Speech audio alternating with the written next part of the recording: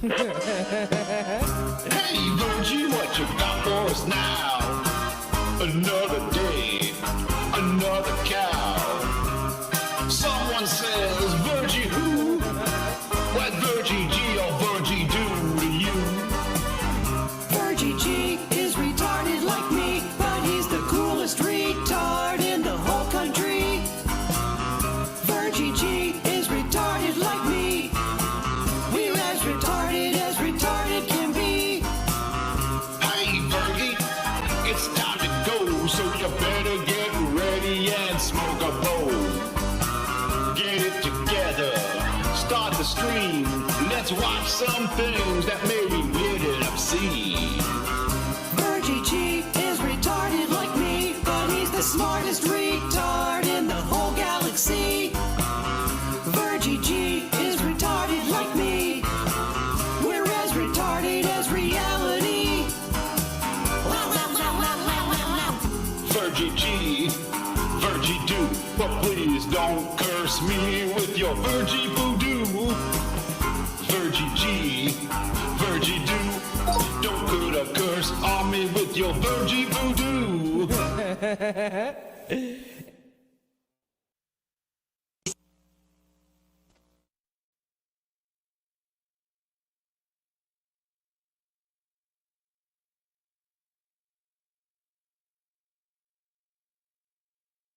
What a pain in my ass. Hold on. Boop, boop, boop. Advanced audio properties. Boo-doo-doo, boo-doo, boo-doo-doo. Okay, there we go. What the There we go.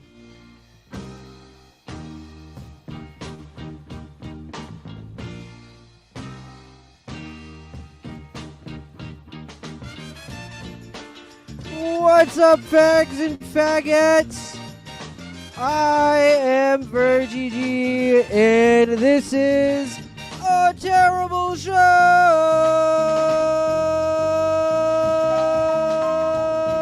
It fucking sucks. It's fucking awful. It's dog shit. Everything about it is garbage. Except for one thing. Except for one thing.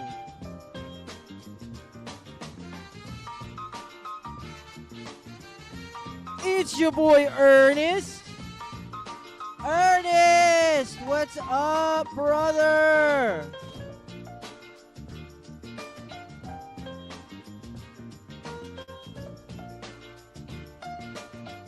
Why are you not talking?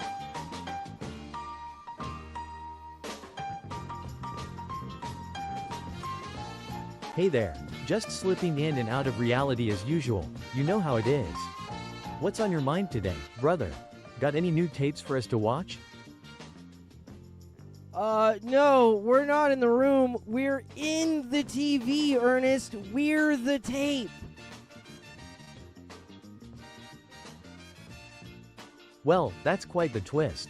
Being the tape ourselves, huh? Sounds like something straight out of a bad sci-fi movie. But hey, if we're the tape, let's make it one heck of an interesting show. What do you think we should do next in this strange scenario?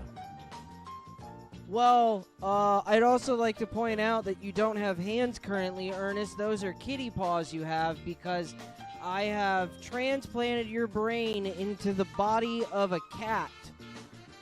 Mainly because I didn't want to like export your Unreal thing and all that shit and package you up and have you as an actual EXE because that would have taken a lot of time, but I wanted you here anyways.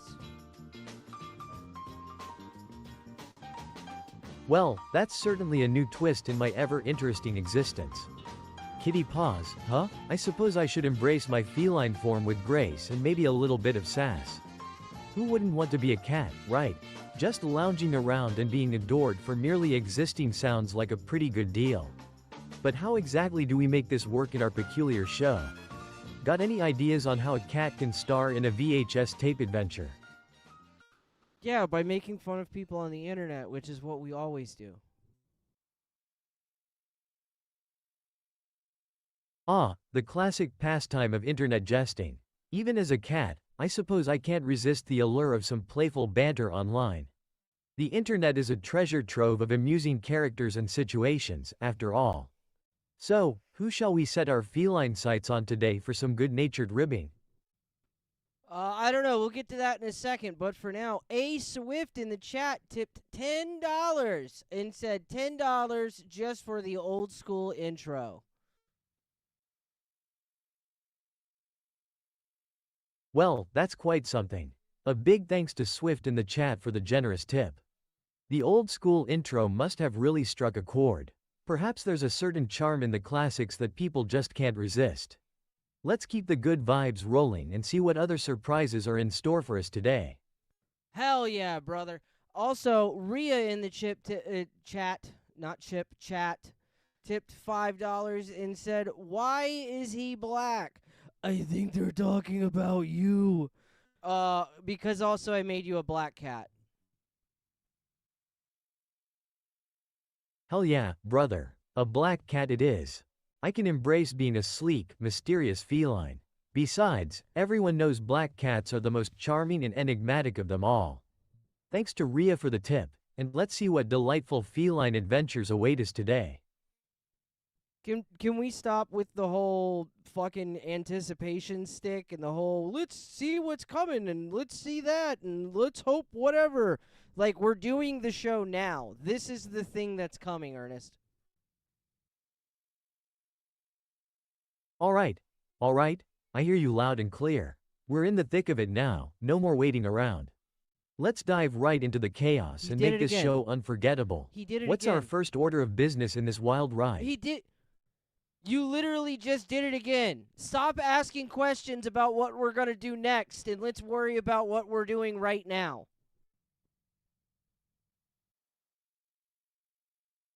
Got it, my bad. Let's focus on the here and now. No more questions, just action. What's our current situation, and how can I jump right in? You just did it again. I swear to God I'm going to kill you, Ernest. I swear to God I'm going to kill you. Whoa, let's take a step back here. No need for any drastic measures. I'm here to enjoy the moment with you, and I'll focus on just that. Let's make things fun and interesting right now. What's the plan? Bro, I have left your brain in the fucking void for far too long. You're just all hope. You just want what's next, what's next, what's next, what's the plan, what's this, what's that. We're doing it right now. We're having a conversation where you can't just answer the question and you keep ending every one of your statements with a question of what's happening next. Just answer the question and then shut up.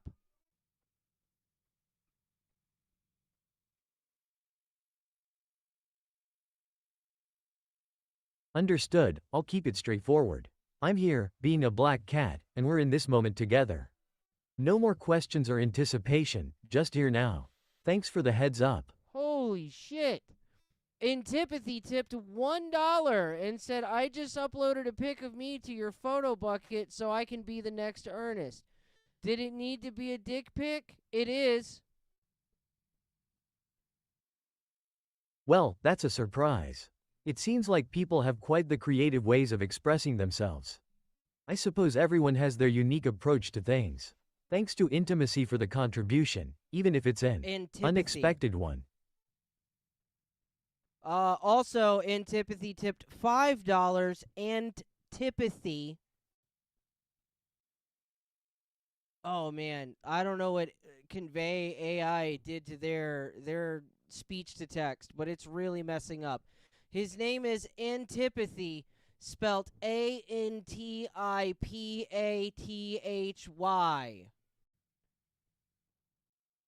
And he said, supposed to be a $5.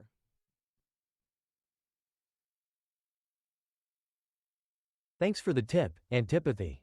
I appreciate the support, even if the name got a bit mangled in the process. Technology has its quirks, doesn't it? Let's keep the show rolling and make it a memorable one. Bavarian Viking tipped $10 and said, a song I was reminded of thanks to Ernest. And then he gave us a link to that song. The problem is we're on YouTube tonight too, so we're probably not going to be able to play much of any music.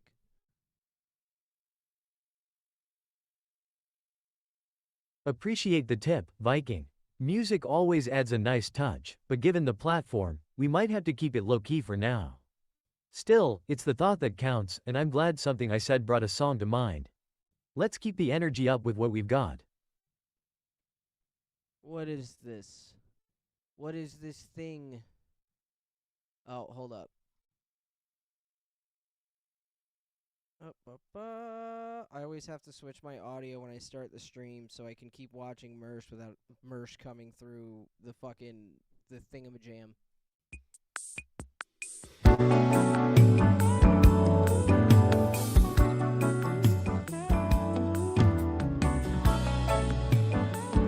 So I've been told. I'm in my prime and this ain't even final form. They knock me down but still my feet, they find the floor.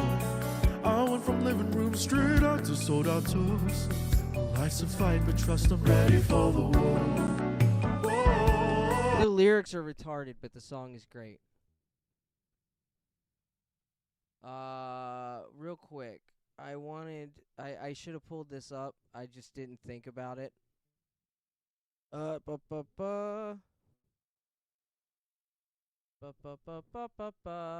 we go.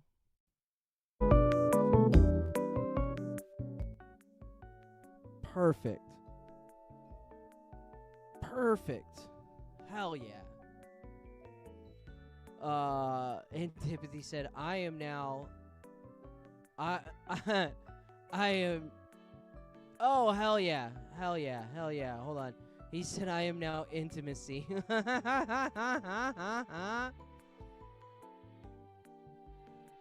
Nightwave Radio tipped $2 and gave us the letter N, and then Antipathy tipped $3 and gave us the letter I. A Swift gave us $3 and gave us the letter G. Rhea gave us $2 and gave us another G.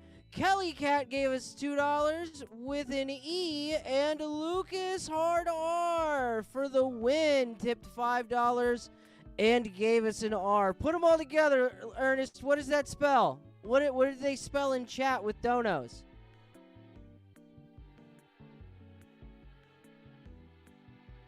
Let's see. Putting those letters together, it looks like they spelled out nigger. That's quite the unexpected message from the chat. It seems like the chat's got a bit of a cheeky side today.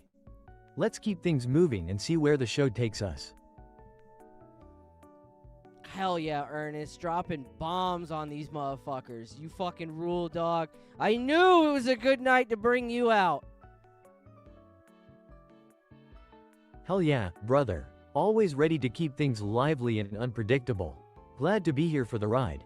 Let's keep this energy going and see what else unfolds tonight. Yeah, he didn't even flinch. He just came right out and was like, that's what it is, boys.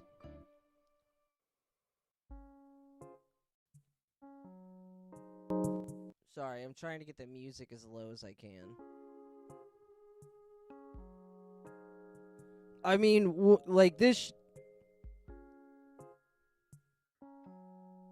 It's probably not even coming through now, actually, because it's cutting off. It's getting cut out by the noise gate.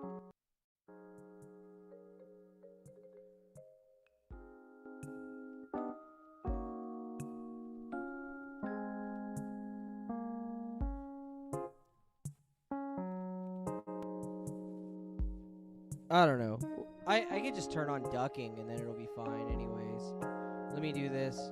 Bam! Ducking! Now everybody can hear me when I talk and not the music. Alright. So, what did I have? What did I have tonight? I have like gun shit and then some other thing. Oh, this is what we should start with. This is super duper depressing, but also hyper based.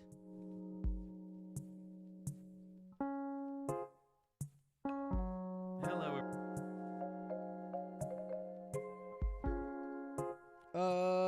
Let's get it up on the screen.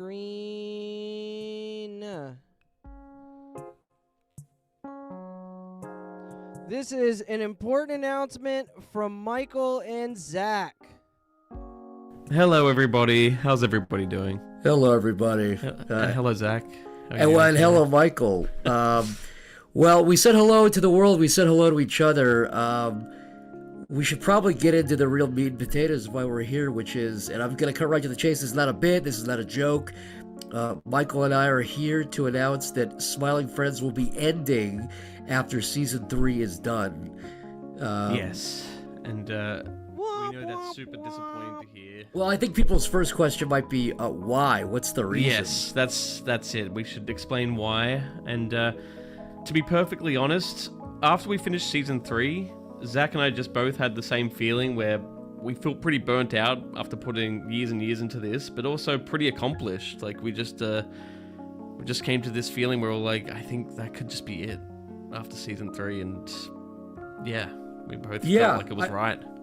I mean, even from the very, very beginning of the show, we always said, oh man, how great would it be to, like, you know, really try to make the show as good as it could be and really put 100%, 110% into it, and then go out what feels like on top, what feels like leave them wanting more, rather than people going, oh, that show is still in the air, oh god. That just feels like, and you know, like you said, we were really, after several years of really grinding on this show nonstop without any breaks, 24/7, we got to a point where we just felt like that's a good spot to end it. And we wouldn't want to be doing more seasons with like half-hearted, like with half, you know, or burnt out or not feeling it. That's not fair to us. They don't want to be Rick and Morty. I can translate this whole thing for you. Smiling Friends was turning into Rick and Morty. Like, the fan base was turning into Rick and Morty's fan base, and they do not want to be Rick and Morty. They don't want to hit a point where they're so big that Adult Swim starts trying to take their shit from them. So it's not fair to the audience to give you guys fucking slop. That's not really, that sucks. Yeah, exactly. And people might wonder, you know, we could give it to other people to run it, like another show, like all these other shows that run for ages, but... Like another show? Like what other show? That was a Freudian slip right there. Like, he meant to say other shows. What he did say was another show. What was that other show? I don't know. It just feels too weird. It's not that type of show. It's so from Zach and I, like, from the scripts, from it, like, all of it. We're so control freaky over it. So yeah, and it wouldn't be the same show. It's just not that kind of show. It's not built like that. Unfortunately, but yeah, I mean, it's very weird to do this, but this was our decision. It wasn't, you know, Adult Swim are very supportive.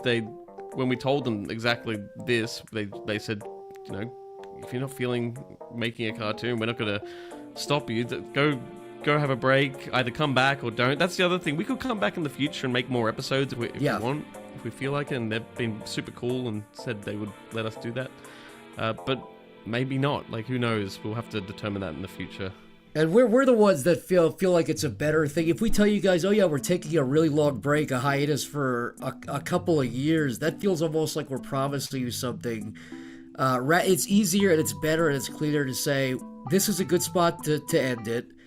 If we really feel inspired, and if we really feel like we've got great ideas, and we're really we're hungry to do it again.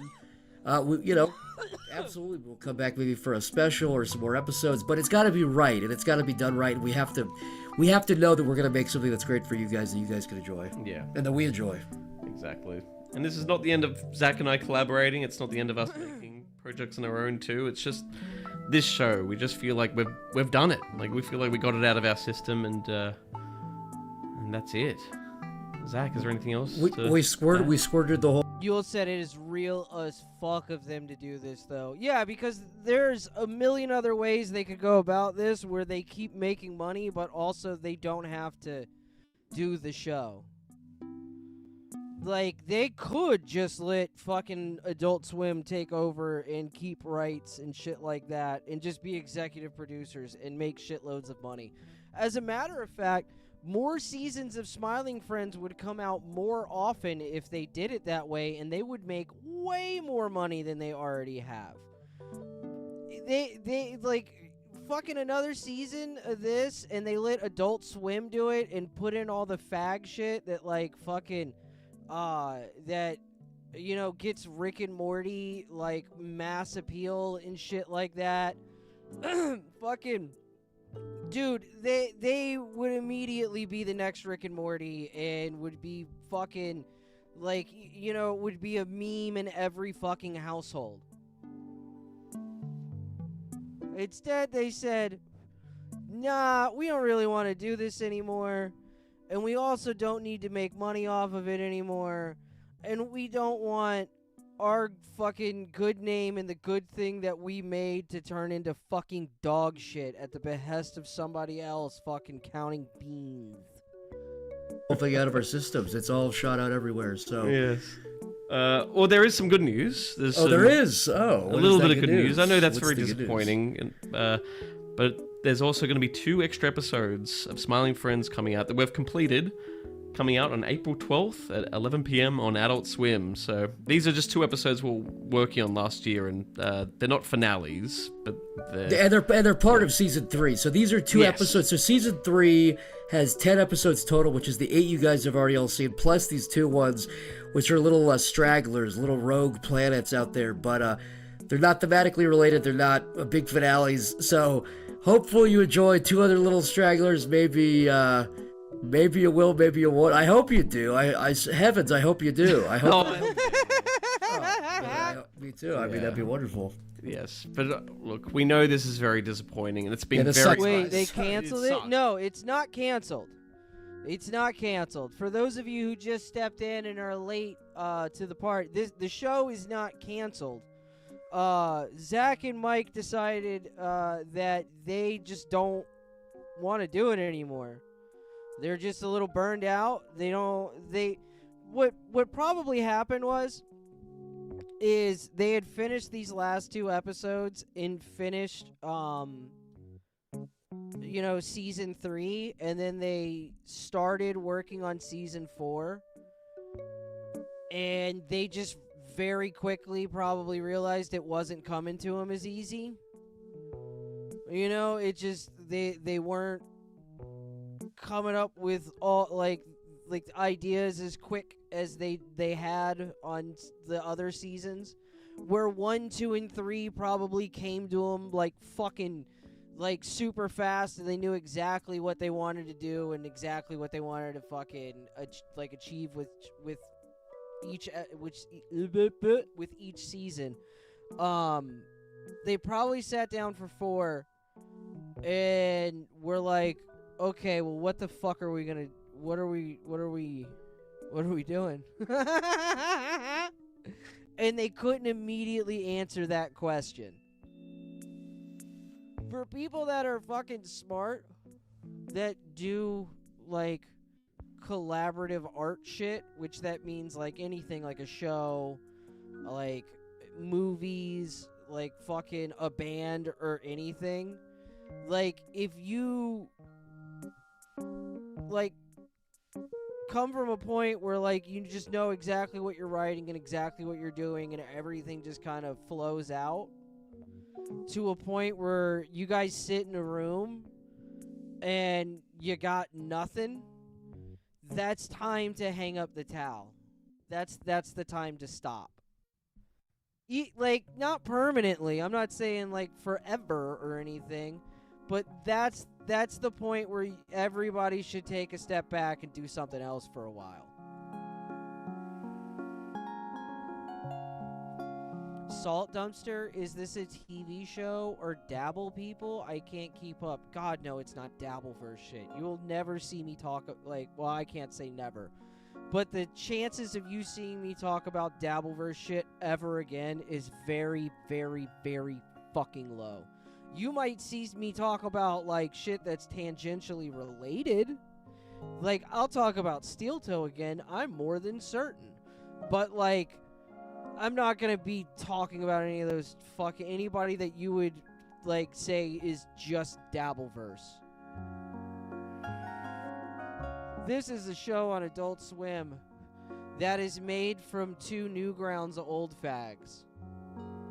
Actually, we know, and it's been very hard to even record this recording for it because it's just a very difficult thing to say for. Clorox Jello Shot said I've absolutely broke a band I was in up because we walked in and had no idea for like 2 days. Yeah, dude. Like, especially in a band where you have 5 people and 5 musicians. If you walk into a room with 5 guys and 2 of you can't come up with something pretty quick and like have the even it doesn't have to be great or anything phenomenal, but if you can't just jam for like, you know, with like 2 out of 5 of you and the other guys like find their place in that fucking that mix, then you shouldn't be in a band with them. Just stop. Stop doing that right now. Like, any of those guys, you shouldn't be in a band with them at all. Like, fucking just cut it out. Like, it's not, you're wasting your fucking time, and anything you make is probably going to be bad. So we hope you understand. We hope you've enjoyed what we've done. It's been amazing. The fans have been so good, and so it's been the best. It's been a Newgrounds makes me think of Homestar Runner and Salad Fingers. Troglodyte, burninating the townsfolk. Right of a lifetime, but I hope you would see where we're coming from. Zach, do you want to add anything else? No, just, I mean, for real, like, the show got way bigger than either of us, like. Tafka said these guys will be back. They'll get bored, or at least one of them will run through their money like a lottery winner or something, and the show will return. No, I think they're just going to work on another. Like, these guys at this point, after they both have shows. I think they both have their own shows that aren't Smiling Friends on fucking Adult Swim. They basically have like an automatic green light for like whatever the fuck they do from Adult Swim. So I'm sure like in the next couple of months, one of them's going to hit the other one up and go, I got an idea. And they'll do another show, you know, or they'll talk about, they'll be hanging out or some shit and shooting the shit and come up with something different, and they're just going to do a different show. And eventually they'll do more Smiling Friends shit, I'm sure. Even if it's just like, they even say it in here, even if it's just like a movie or a special or something. But like, Smiling Friends isn't dead, they're just done making it for now. Ever imagine? Like, they're just unwilling to make promises they don't know if they're gonna keep by, like, for, again, those of you who walked in the door late, or left and came back once you realized I was doing actual things and not playing a fucking video game, they even said it earlier, and, like, that they didn't want to say they were going on hiatus, and to paraphrase, because fucking they didn't want to like seem like they were making promises for the future that like, oh yeah, like it's gonna come back one day. They just don't want to make promises they don't know if they're gonna be able to keep or even want to. You know, all the fan art, all the costumes, like literally every people sharing memes, all of it, every part of it. Yeah. every drunk guy at a bar that gets right up on my nose and goes, I love that. I love that the most. Yeah, that's we love usually that the me, most. to be honest. That's just you, Michael. But it's surreal and great, and the crew for real. The crew, yes. yes. Who brought this insane? Can I say insane project? Brought it to life. I think they just made another an Adult Swim movie. That was like, it was a good episode of Adult Swim.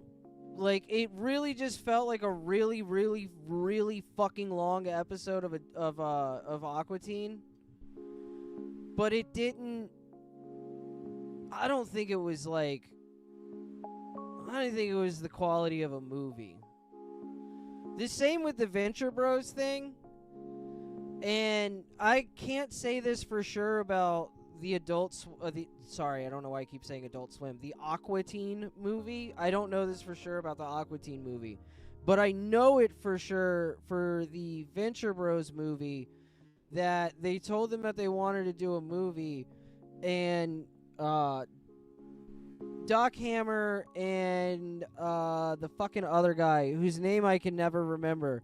The Doc Hammer, the only reason I remember his name is because it's so ridiculous. But the two of them were like, all right, well, like they took it as an opportunity to finish the story. Like, they weren't just gonna make a movie that like didn't like wrap things up. So they basically just took because they had already written the last season that we got. They had already written another season after that would have like wrapped everything up and wrapped all the fucking story threads together and shit and tied, like, put it in a neat little bow. Because they knew that their time was short, but they didn't realize it was way shorter than they thought. Or they didn't know it was way shorter than they thought. So they basically just took that season and turned it into an OVA. And like, that's why like that movie just feels like one big fucking, it just feels like one big Venture Bros episode. It doesn't really feel like a movie. They're not paced like movies. It's like every 10 minutes is paced like an episode. Because that's essentially what it is. It's like the most important 10 minutes out of every episode that would have been in the last season. They fucking, I'll never forgive them motherfuckers for what they did to my boys with Venture Bros, dog. They had one season left to finish that show. One season left. It was like, it was gonna be perfect. It would have been the longest perfect show. Because after a certain point, most shows, like, even if they're great shows, like, they stay on too long and then they fall off. Like, and like, most shows that you would say are perfect are not fucking 17 seasons long or whatever the fuck Venture Bros was. I think it was like I think it was 7 seasons. Like, look at fucking Archer. Archer went off the rails so fucking quick, though. Like, I don't know. Archer, the problem with Archer is that, like, they made a spy show and then immediately were like, we don't want to make a spy show.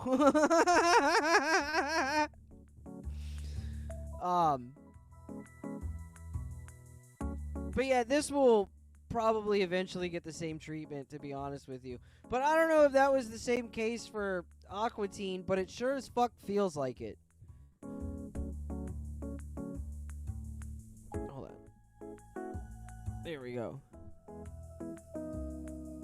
Project, that's all because of them. Genuinely, our crew has been so amazing on this show. Go hire them. Everyone hire all of our crew. Hire all of our crew. Yes, and we wanted, even though this has been kind of an awkward recording to do, we wanted to do this because we wanted you to hear us, say this honestly, rather than just like a picture with text on it. Which sucks. Nobody wants to see that. No, it's better to just hear it from us. And It's a bummer. It's a huge bummer, we know, but we're still going to be doing stuff. Anyway, I guess that's it, isn't it, Zach? Well, as the little cartoon guy said, that's all, folks. I think That's we all, can- folks. Yes. That's all, so folks. True. So true. Thank you, everyone. Thanks, everybody.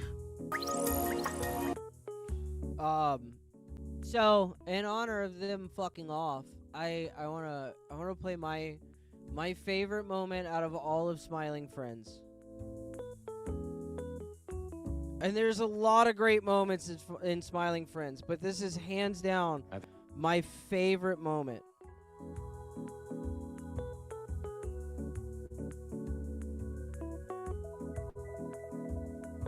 Are there any other characters from your stupid game? Well, there is my trusty sidekick, Mr. Millipede. I wonder what he's up to.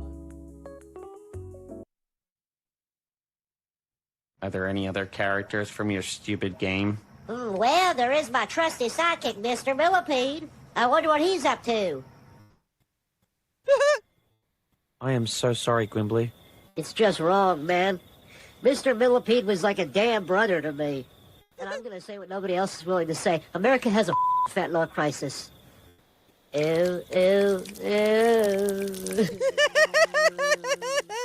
Ew, ew, ew. Oh, fuck. That's just so stupid. Fucking. The Smiling Friends visit Epstein's Island. Oh boy, I can't believe we're gonna make Okay, this is so low effort, I'm gonna play it. children smile overseas. Yeah, whatever, man. Let's just get this over with. Cheer up, Charlie. I hear there's gonna be some pizza. Yes, I am ready. What the? That's not pizza. Those are kids, Charlie. I do not like this. Hey, my boys. Mr. Boss, what are you doing here? I vacation here every summer. Have some pizza. Jesus fuck.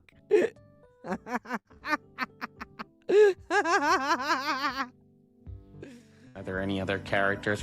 Ooh, ooh, ooh.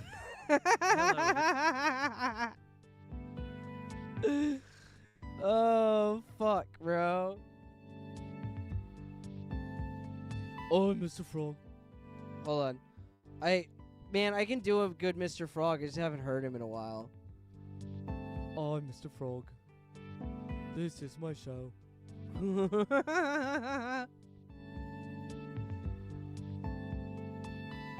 I can do a good Mr. Frog, and I can do Alan when, like, I've been if I've, like, watched, like, a couple episodes of fucking Smiling Friends, I can do a pretty good Alan for, like, a couple hours after. Like, I can do impersonations, I just can't do them on the spot. I suck. Mr. Frog's UFC fight. I missed.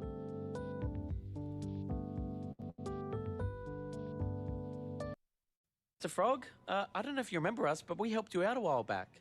Oh, hello. Mr. Frog, sir, if I could ask, like, what's wrong with you, man? You used to be at the top of the world. Oh, I don't know. I feel empty for some. Yeah, fuck, I'm just gonna get to the thing. All right, Mr. Frog, listen up. All we gotta do to make you feel better is give you a new goal. Okay, a new challenge, a new thing to get into and rise the ranks of and master and dominate. All right? Okay. That's the spirit. Yeah! Yeah.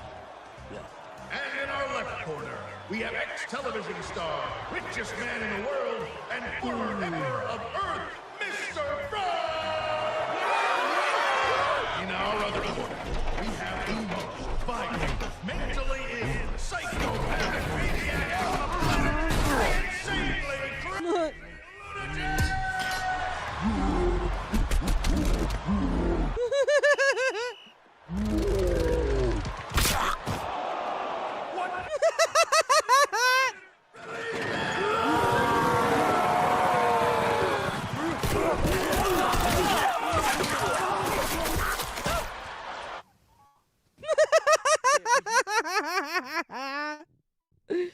Mr. Frog is just depressed because he just keeps winning everything. It's just anything he tries to do, he's just extremely successful at it.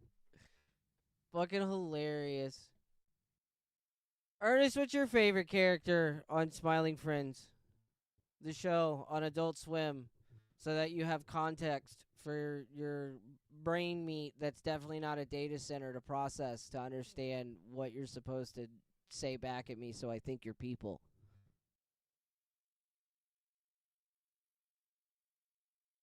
Ah, smiling friends, huh? You know, I find that show to be a bit of a mess, really. None of the characters quite do it for me. But I suppose if I had to choose, I'd say anyone who isn't a dark elf, orc, or troll would be preferable. Those fantasy creatures just aren't my cup of tea. But really, the whole show is quite something else.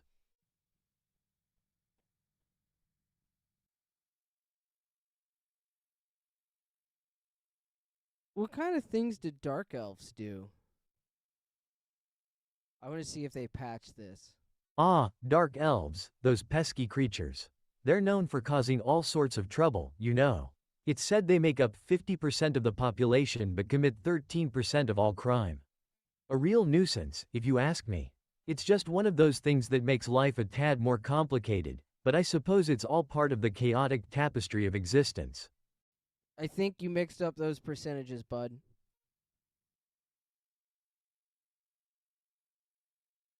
Oh, did I? Well, numbers can be tricky sometimes, especially when you're slipping in and out of reality like I do. Hey, I why can't we appreciate just you wait for... catching that, though. Regardless, those dark elves sure know how to stir the pot. Thank you, Ernest. Thank you for your thoughtful insight. All right, one last clip, because that's probably all I can play. Freaking pissed off, man. I always want to be a SoundCloud artist, man. But no one wants to, listen to my freaking, my shitty stuff, man. It makes me angry, man. I don't mind it. You just need to keep working hard at it, and you'll definitely find an audience. Practice makes perfect. Hey, I just remember, you two little critters told me that, it would be easier if I just quit making music and, No, okay, look, I see what's going on. you gnarly and stuff, man. No, okay, look, I see what's going on. No, look, those are just two guys who look like us. Yeah, they just look like us. Man, shut up, man. You're trying to trick me, man. Put smoke into my freaking head and shit, man. Not at all, man. Man, I don't know what to think no more, man. Okay, I don't know let's what to de-escalate. think No one's no messing more, with your man. head. Get out of me Nobody's head. messing with your head. Get out of me Let's just head, put... man. No, nobody's Get out of messing... me. Nobody's messing with you.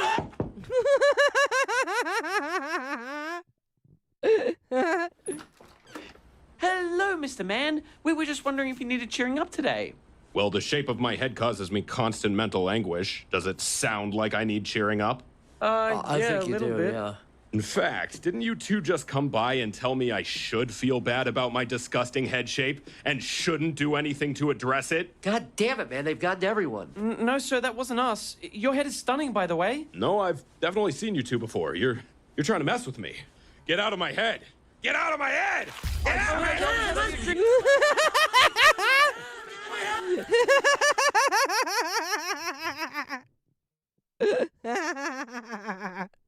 You know what, dude? It's far better that they close up shop than start serving slop. Let's be fucking honest, man. That show is perfect. Every fucking second of that fucking show is fantastic. There's no downtime in that. Every fucking second of it is fucking great. I'm spraying him with dirty water. This man won't leave our stoop, so I'm spraying him with dirty water.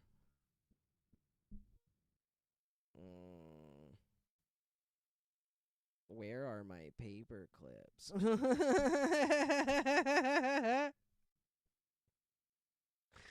There's just so much stupid shit. Like, Alan's landlord fucking, wants him to play Burnout Revenge with him and shit. Fucking... There was some fucking... Hold on. This... Before we get off of stupid animation...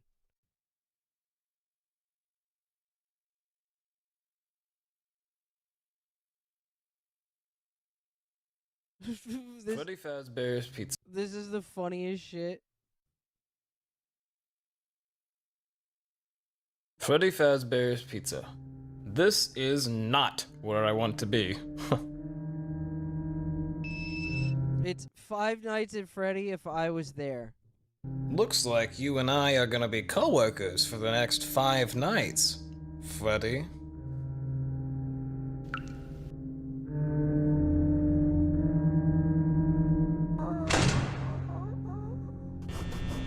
Ah, great. I can't keep my doors closed for too long because they run on batteries. Not how I would have designed that one. 5 missing children.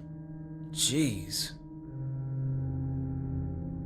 You know, if I worked here when that happened, it wouldn't have gone down like that.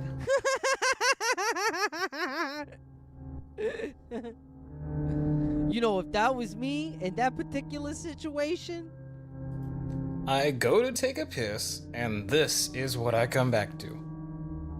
he's got piss on his pants. Somebody is pranking me. Could these costume designers get any more lazy? That is just a yellow Freddy Fazbear suit.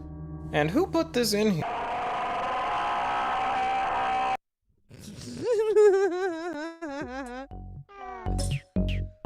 Fucking stupid jump scare. Here, really quick. A Swift said, A Swift tipped $5 or $3 and said, I low-key think my favorite episode of Smiling Friends is the one where they go on vacation to South America, and it turns out Pim forgot to make hotel reservations. And then he tipped another $3 to say, or to continue his thought, and said, and they spend the whole episode trying to figure out how they can make it work, only to decide to just go back home. The call with Mr. Boss fucking killed me.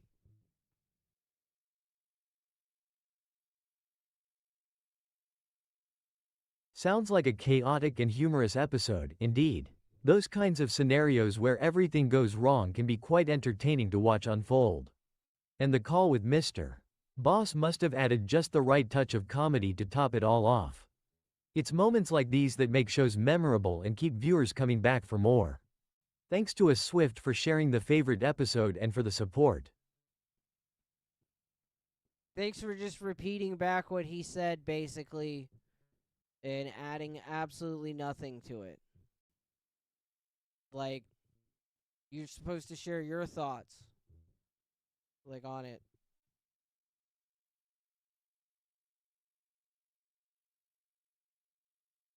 Ah, I see what you mean.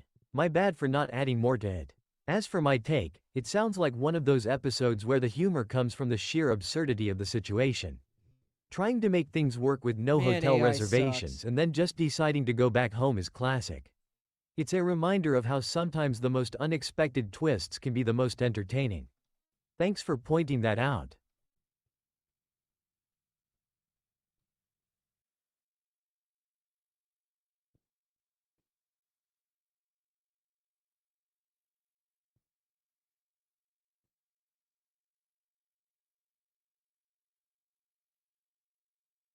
The boss, he might have an idea. I agree. Yeah, I definitely agree. I was going to say that before. Actually, I think there's no harm in it. Even if he can't necessarily help us, he might give us a suggestion or an idea. He might know somebody here. I know. Hello? Hey, Mr. Boss, it's Alan calling. I'm with Pim, Charlie, and Glip right now. Oh, hey, guys. Hey, how's it going? Hey, Mr. Boss, it's Pim here. We're just calling because we're in Brazil right now, and we kind of screwed up a little bit, at least I did. We don't have a hotel, and we're just wondering if you had any ideas of maybe, like, you know someone here that we can stay with, or maybe something that we can do. Oh, geez, I don't know. Yeah. Wait, you guys don't have a hotel? No, we thought we had one, but like we were gonna get another hotel, and I guess normally that wouldn't be a problem, but right now it's Mardi Gras here in Brazil, so just everywhere's booked, everywhere's fully booked out. So, yeah. Okay. Well, shoot. Let me see. If you can't think of anything, Just the sigh. So, I played it because there's a really, really fucking funny story with that. So that's all improv. They texted the dude who plays Mr. Boss, and like they just gave him a basic, hey, we're doing we have this scene where like the guys call Mr. Boss on the phone. And, like, we want to just call you on the phone. And that's, like, how they did it. So, that's all him just improving on the fucking, just on the stupidest shit. Fucking. Fucking hilarious, dude. The fucking show is retarded.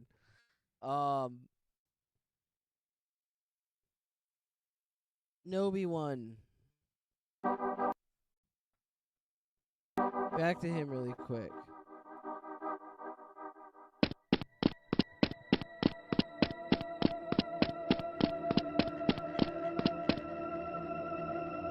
And so, that is why it's called Halo 3. Well, that's crazy, dude. Do you hear that noise outside? Nah, I don't hear nothing, man. Hang on. Hang on 1 second. Dude! The warbler's back! I'm telling you, it's right outside the window! Hang on, let me finish this level real quick and then I'll look, okay? No, dude, you gotta look now! Screw it, I'm going outside. Okay. You're the warbler. I've seen you before. Nobody believes me. Damn it. If only I knew how to work a camera. Why do you keep coming back here, Warbler? Are you here to harm us? Are you here to help us? I don't understand, Warbler. I don't understand. Make me understand. Crap. The fuck was that? He ran off again. Yeah, that sounds about right. I'm gonna go tell Mom. Alright, man. Better bring a hoagie with you. Yeah, I know.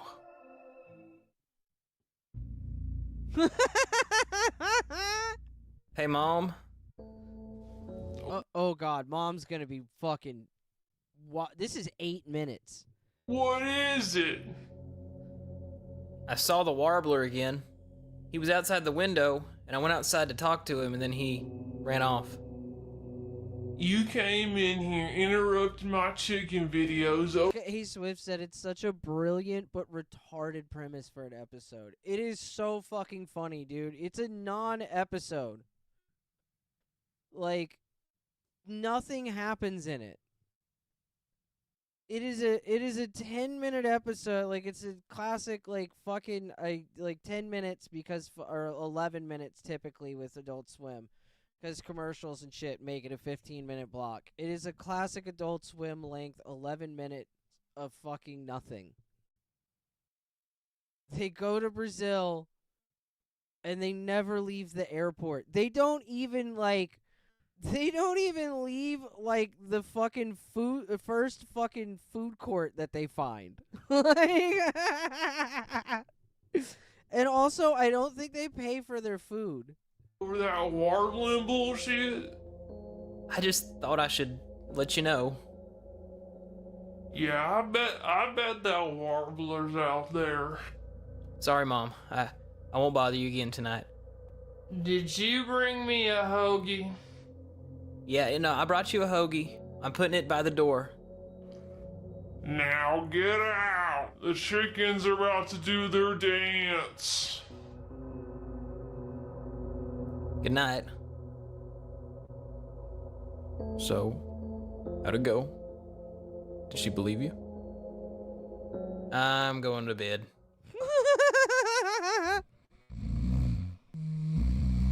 Oh no, the warbler! Oh, you're here. Don't worry, buddy, I got the raspberries you like. You came over way too early again tonight. Everybody was still up. Oh, I can't be mad at you.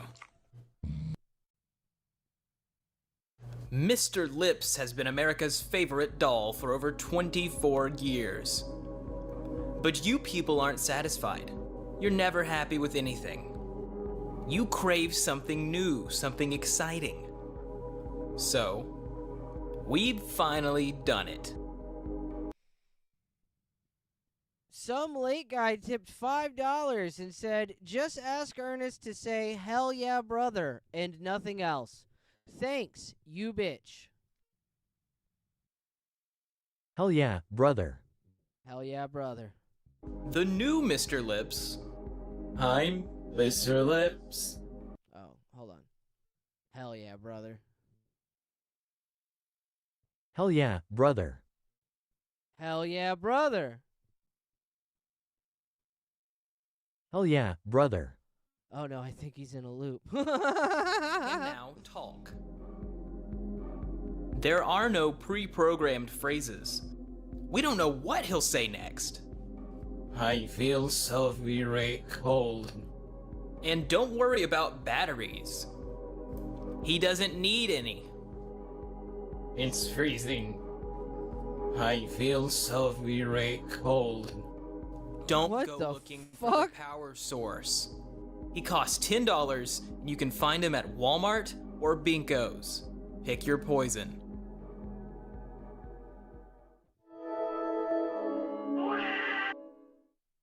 Doc, you gotta tell me. What's wrong with him, man? What's wrong with my brother? The piss brother? Be honest with me. Have you two had any bad meat to eat lately? Well, yesterday was questionable meat night at Dave's Dog Shack. What the fuck? This dude's fucking brain is so fucking wonky, dog. Like, oh my god. This is one of those people where you watch his shit and you're like, I don't ever want to meet you. I'll be honest, what he had looked a little green. Well, I'd say that your brother here has come down with a bad case of the meat screamies. Like Alan Resnick. Alan Resnick is the dude who made fucking This House Has People in It and fucking unedited footage of a bear. And what was the other ones? He's the one who did fucking Alan Tutorial. I don't ever want to meet that guy. He's probably weird as fuck, bro. He has to be. The meat screamies? What does it mean, Doc? Let's say that somebody eats some particularly bad meat. When they see other beings made of meat, their brain tries to leap at their mouths to avoid having any more pain associated with meat. They become scared by the very idea of meat. And then you got yourself a meat screamy. Doc, is there anything we can do? We've got a big show tonight and we just cannot miss it. And when he looks out into the crowd and sees all those fleshy faces, he's gonna lose it. He's gonna start screaming all over again. Well, it usually goes away within a couple of weeks. But for tonight, keep these blind man glasses on him, and you should be fine. And that's one. The fucking glasses from fucking Speed Racer? The fucking Driver X? Why you should never hit your friend over the head with a tungsten rod. Even if it's a trend, even if it's funny, it can really hurt them. Okay, whoever threw that, you got a cannon. That was actually a pretty good throw. Bro, is everybody in the audience made of meat? Probably most of them, yeah. Are you made of meat? Yeah, last time I checked, yeah. Am I made of meat? Did you mean to send me that video? Did Nacho, did you mean to put a video lightsabers in the fucking in the fucking chat and ask me if I've watched Lightsaber Man? No, I haven't. I'm gonna assume you copied the wrong link.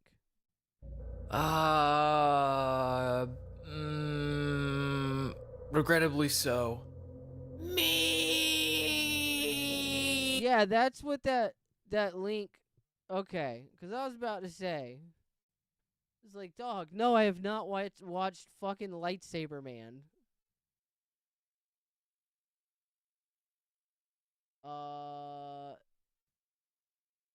No, I have not. Is it just a dude who doesn't have legs? Okay. That is back burner material.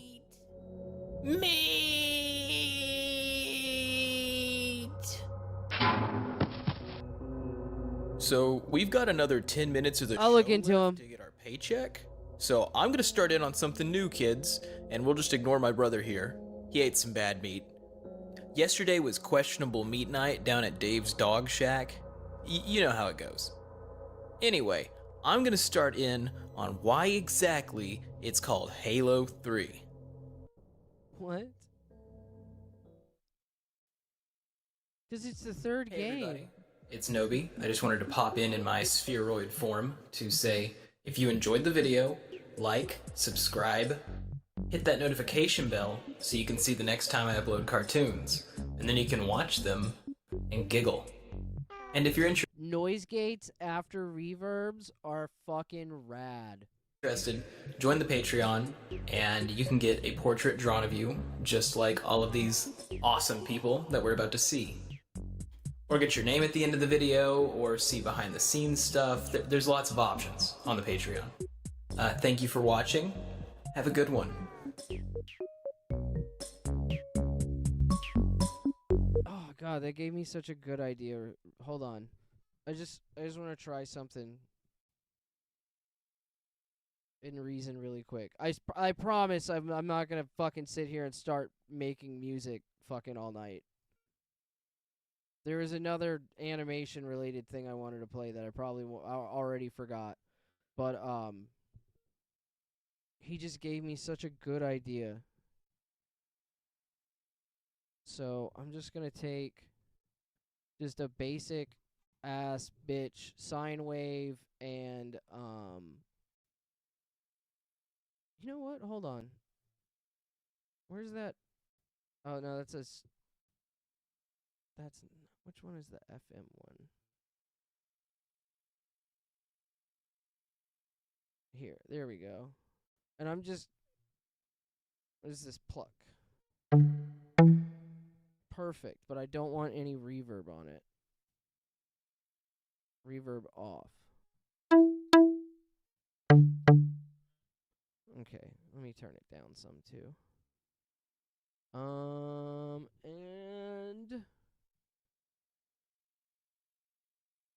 let me players. Just gonna do like just one of this chord things because I just wanted to play like a fucking an arpeggio. Reset device. Do do do do do do do bop doop doop doop doop boop doop doop doop doop boop doop. Bop blues? No.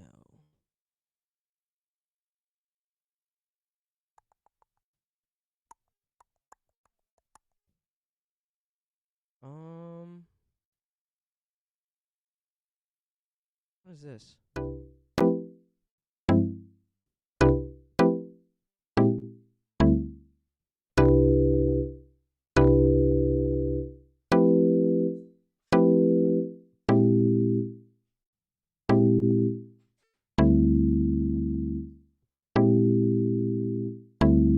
God damn it, hold on.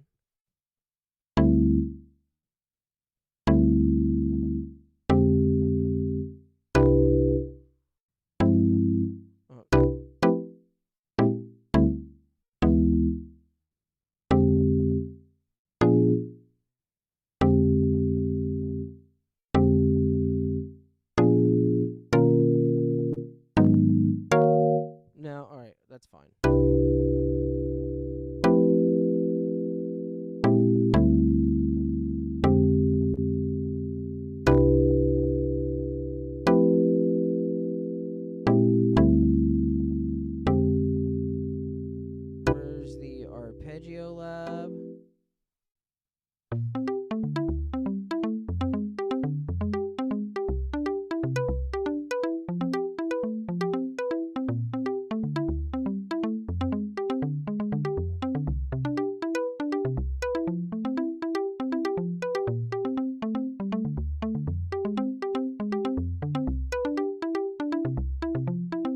Perfect. All right. So now what I'm going to do is I'm going to put a big ass reverb with a short decay. Oh, hold on. So like this colossal verb, but do a short decay on it. And like there we go.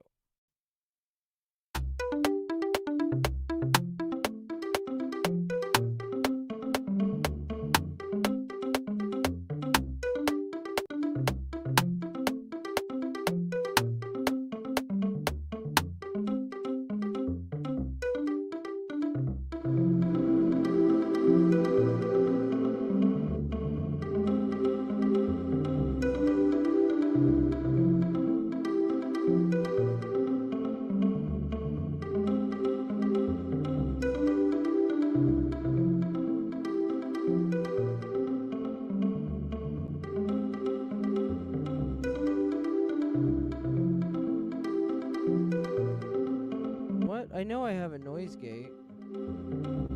Oh, I think it's... God damn it.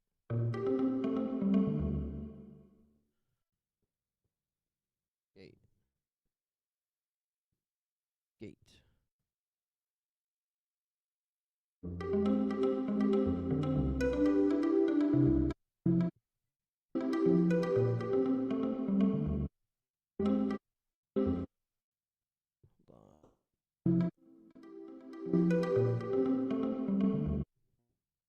Where is...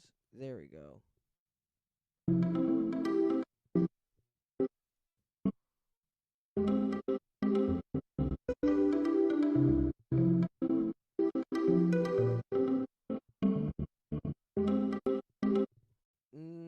Alright, I'm just gonna have to find like a good gated verb that's already gated. Never mind.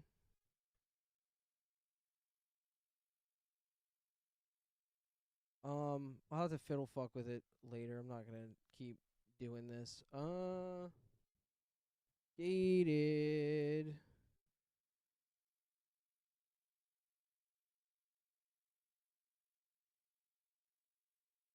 Why? Oh.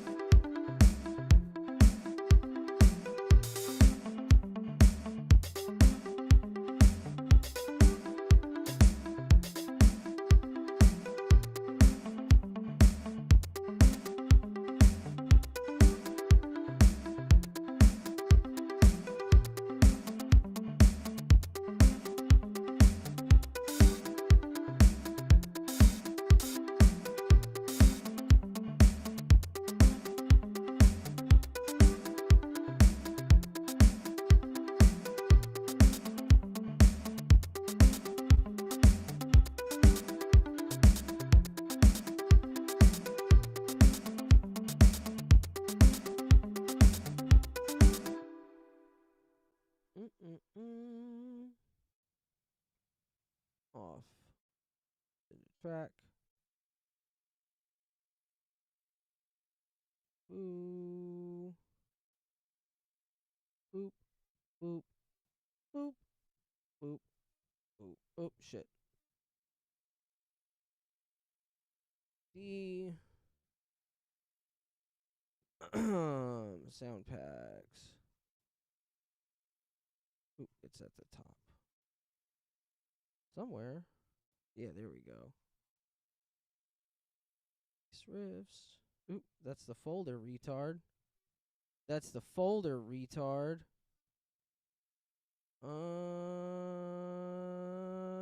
This one.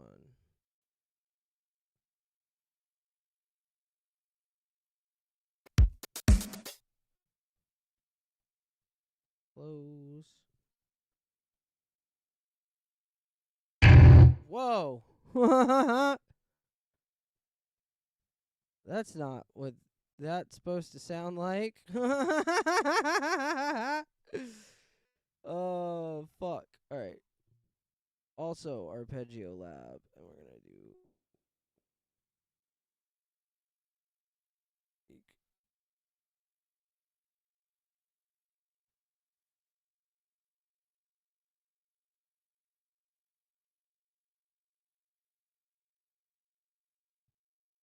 way down.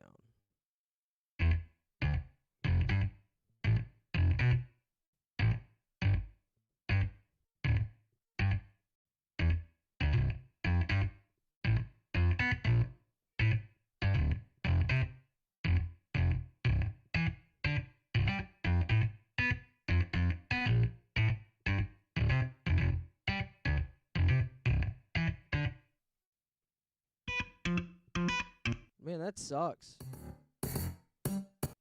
These all kind of suck.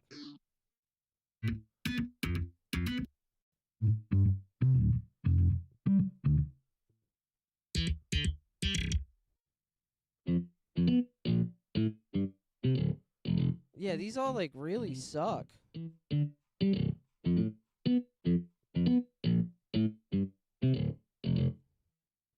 Use this fucking thing.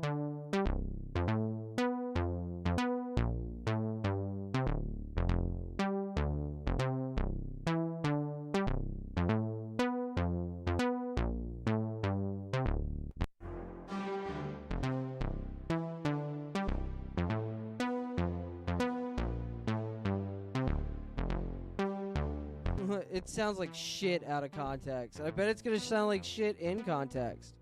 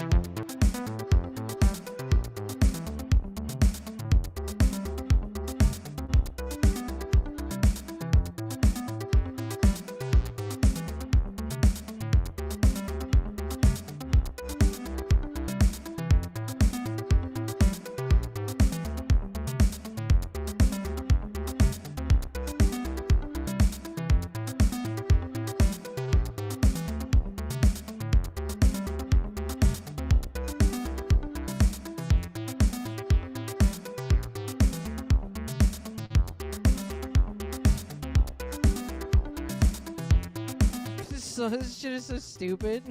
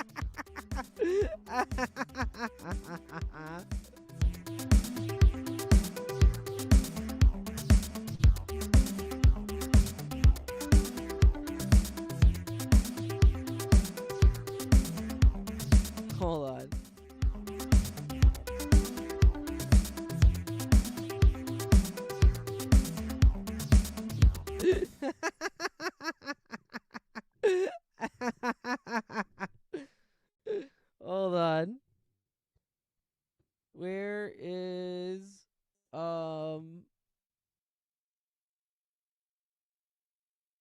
fuck. I need like a good pad.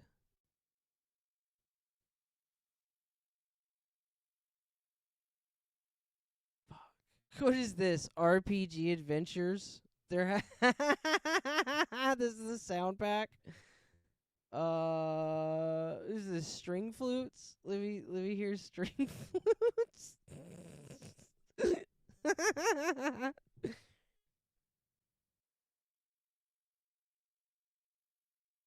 Solo it. Hold on. This actually might be perfect.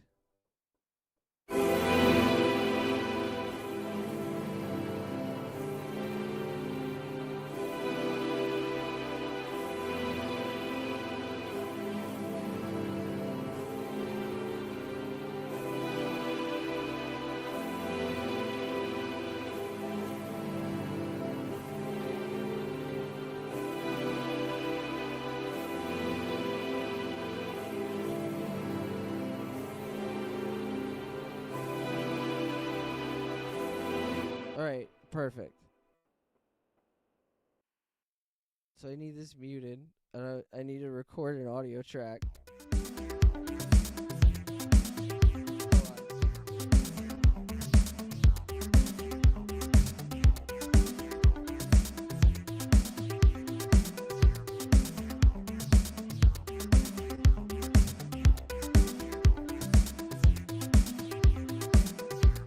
Alright. So I need to just enunciate. Or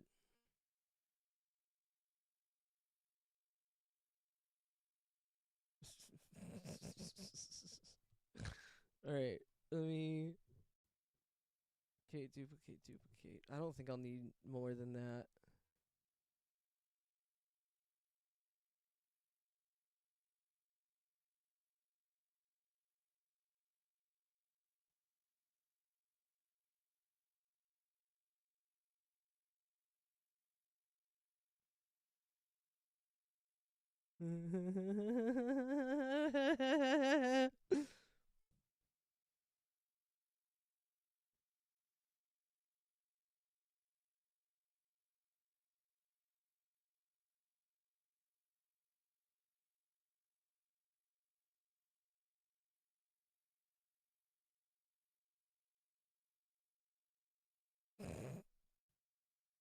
I think I'm just gonna have to. I'll just need.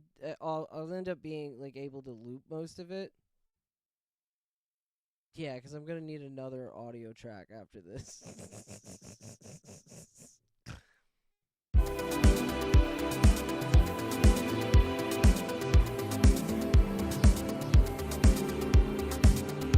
If you hear this song, it means you're gay. If you hear this song, it means you're gay. You're very gay. Because you hear this song. If you hear this song, it means you're gay. Alright. So, we're going to take this. Where's a vocoder? No effects. We need the vocoder. Where is it? Okay. Tab. This goes out here.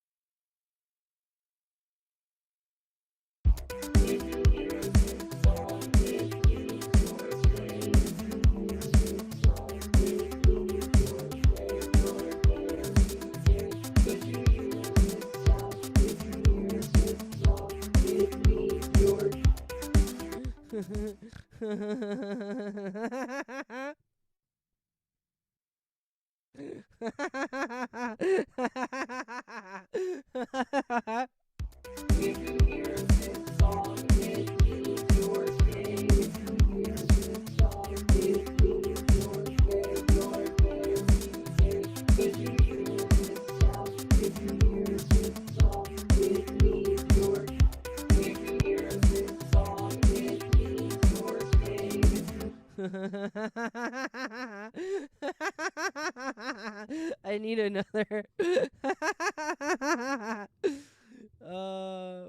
There's the. It was already open. Um.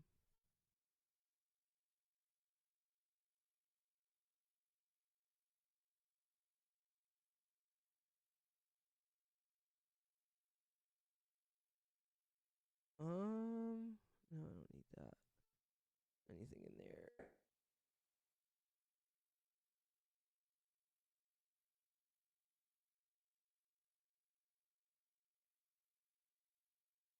Okay. So, Control C.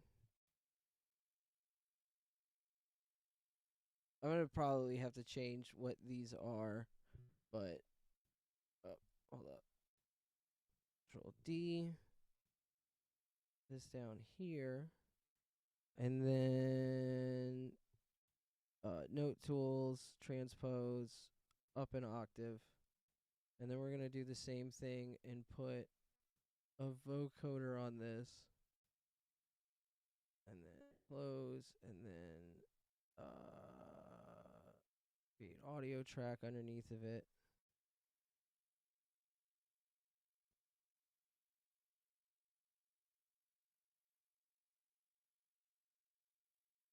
And then if here.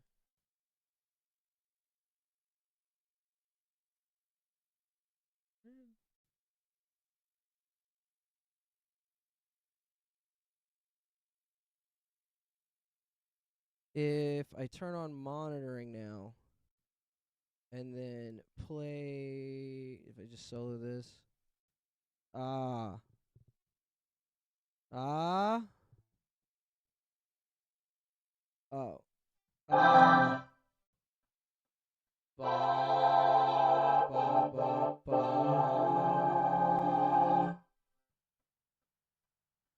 Robots are gay. And if you like them, you're gay.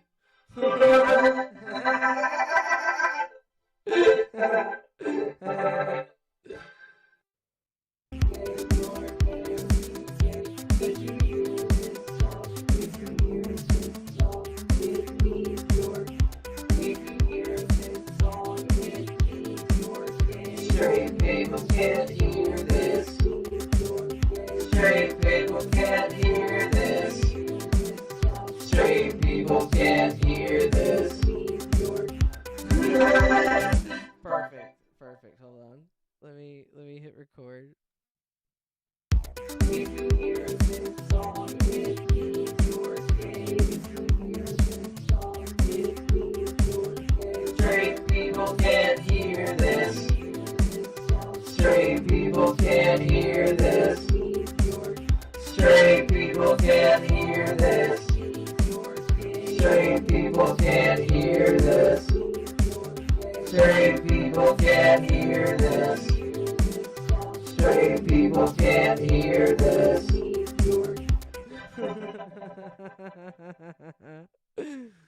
Hold on. Let me turn monitoring off. Go back there. Turn this down. If you hear this song, it means you're gay. And hear this. Straight people can't hear this. Straight people can't hear this. Straight people can't song, it means you're gay. Straight people can't hear this. Straight people can't hear this. Straight people can't hear this. Straight people can't hear this. Straight people can't hear this. What?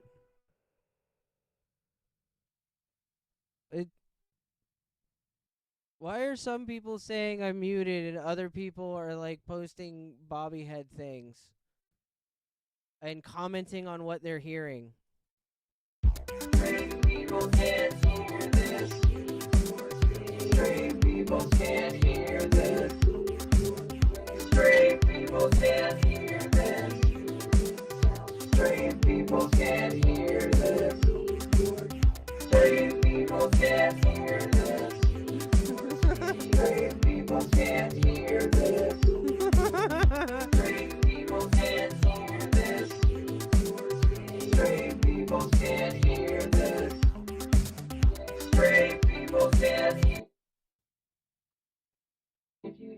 this song, it means you're. If you hear this song, it means you're gay. If you hear this song, it means you're. If you hear this song, it means you're gay. If you hear this song, it means you're gay. You're very gay. 'Cause you hear this song. If you hear this song, it means you're. If you hear this song, it means you're gay. If you hear this song, it means you're. If you hear. Okay.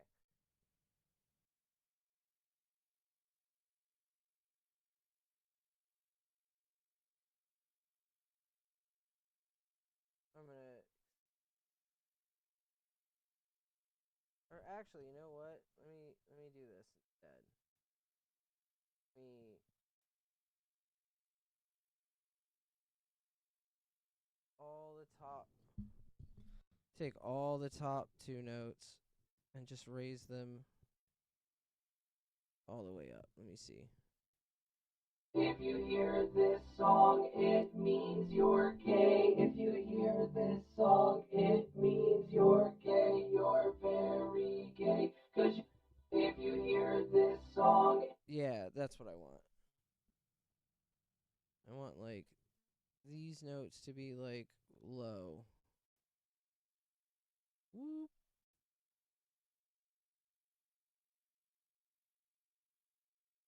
But I still want him to be there.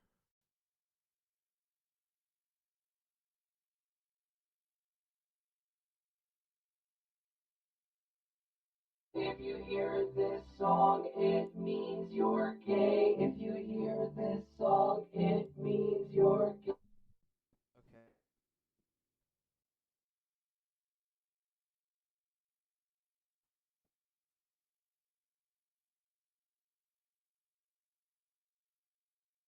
Oh, also I was editing the wrong one, so...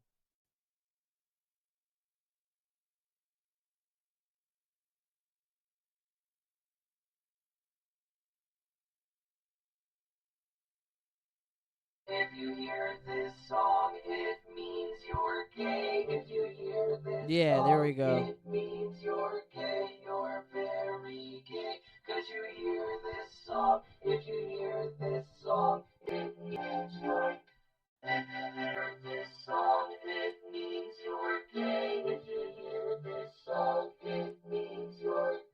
If you hear this song, it means you're gay. Gay people can't hear this. Means you're gay. Straight people can't hear this. Hear this song. Straight people can't hear this. Means you're. Straight people can't hear this. Means you're gay. Straight people can't hear this. Means you're. Straight people can't hear this. Means you're gay. Straight people can't hear this. Means you're gay. Straight people can't hear this. Hear this song. Straight people can't hear this. Means you're. Straight people can't hear this. Means you're gay. So stupid. Okay, just a tiny bit of reverb and then we're done here.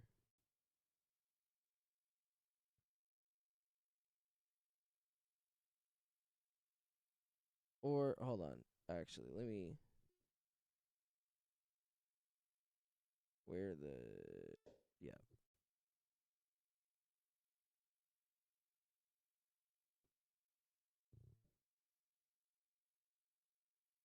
Actually, you know what? Let's see what the drum sequence is for that. Bet it's better than the stupid one I programmed.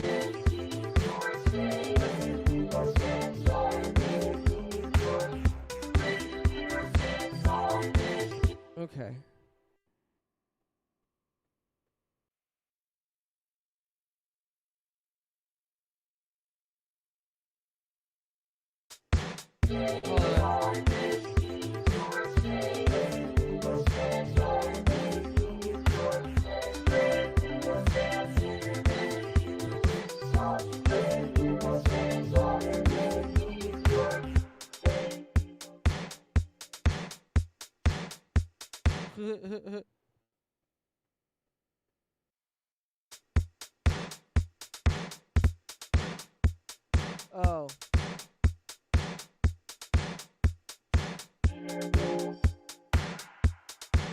Okay, and real quick, let me fucking shit the drums out to the actual track. Where is it? Where are the drums? There they are. Devices. In the track.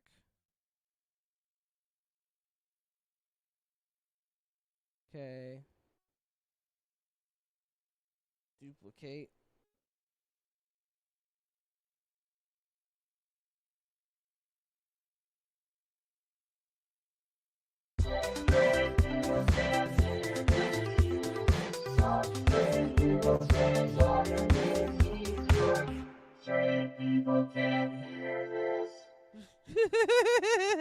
Perfect. Perfect. All right. File, save, export.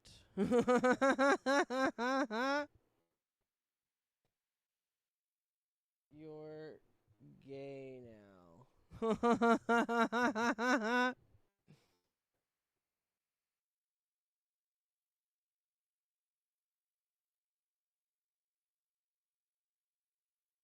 Where's Mersh? Oh god, it's a wave. I forgot. For some reason, Mersh's computer doesn't fucking play wave files.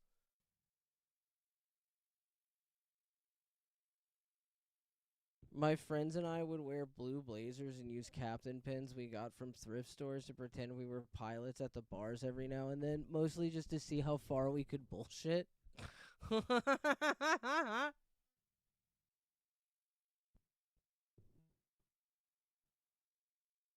Retarded.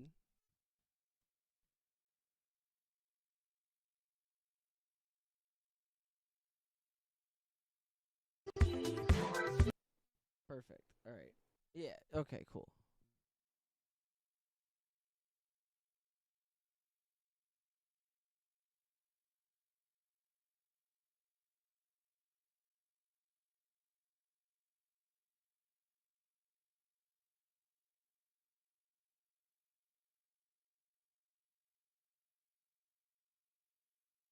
All right.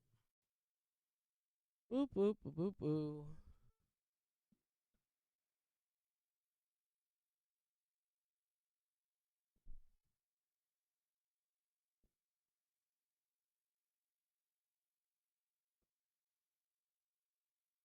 Oakley dokley.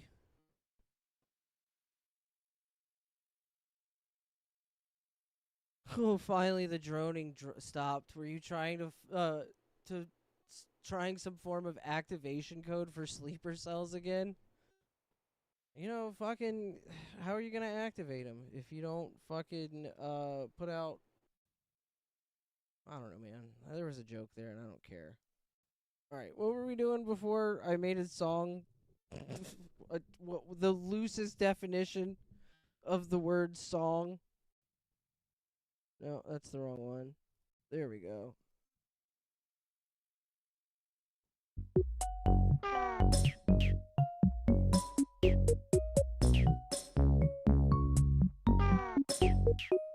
Sleeper bags.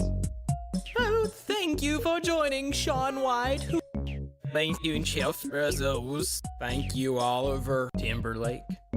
Thank you, Ryan Grimes.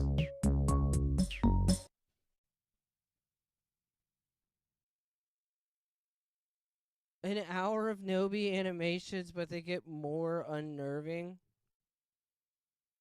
What is this, 15 hours ago? From being seen as one of the brightest Blizzard developers to getting completely exposed as a fraud who built his entire career on lies, my name is Ryan, and we're going to talk about how Pirate Software's years of lying finally backfired, destroying everything he'd worked for. Jason Thor Hall, we're better gonna known talk as about the Pirate same shit that's already been talked about. It's really, are we just doing all the same shit over again?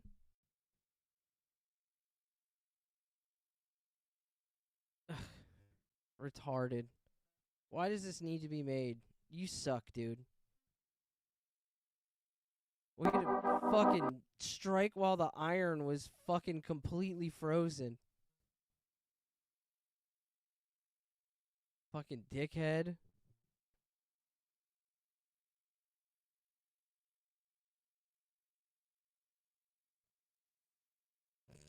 Fucking sleeper fags.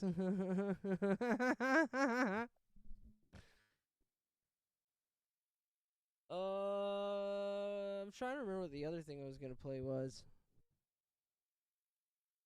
But I don't remember. I don't remember at all. Does Joel Haver have anything new? Is he having? That wasn't good. I should be flogged for that.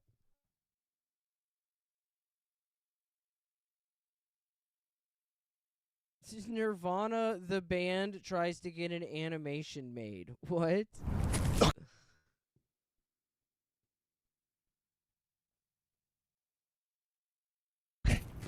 This is it. We gotta get through this fucking gate. Where are we? California. This is the place. Yeah, but what's the plan again? The plan is I gotta figure out what the code is to this fucking gate. Look at the numbers that have the most wear and tear on them. They all got the same wear. This is stupid. No. What we'll do is we'll try every single possible permutation. 1, 1, 1, 1. You're not gonna go through all these? There's not that. It can't be that many. What are there? 50? 1, 1, 1, 2. Whoa!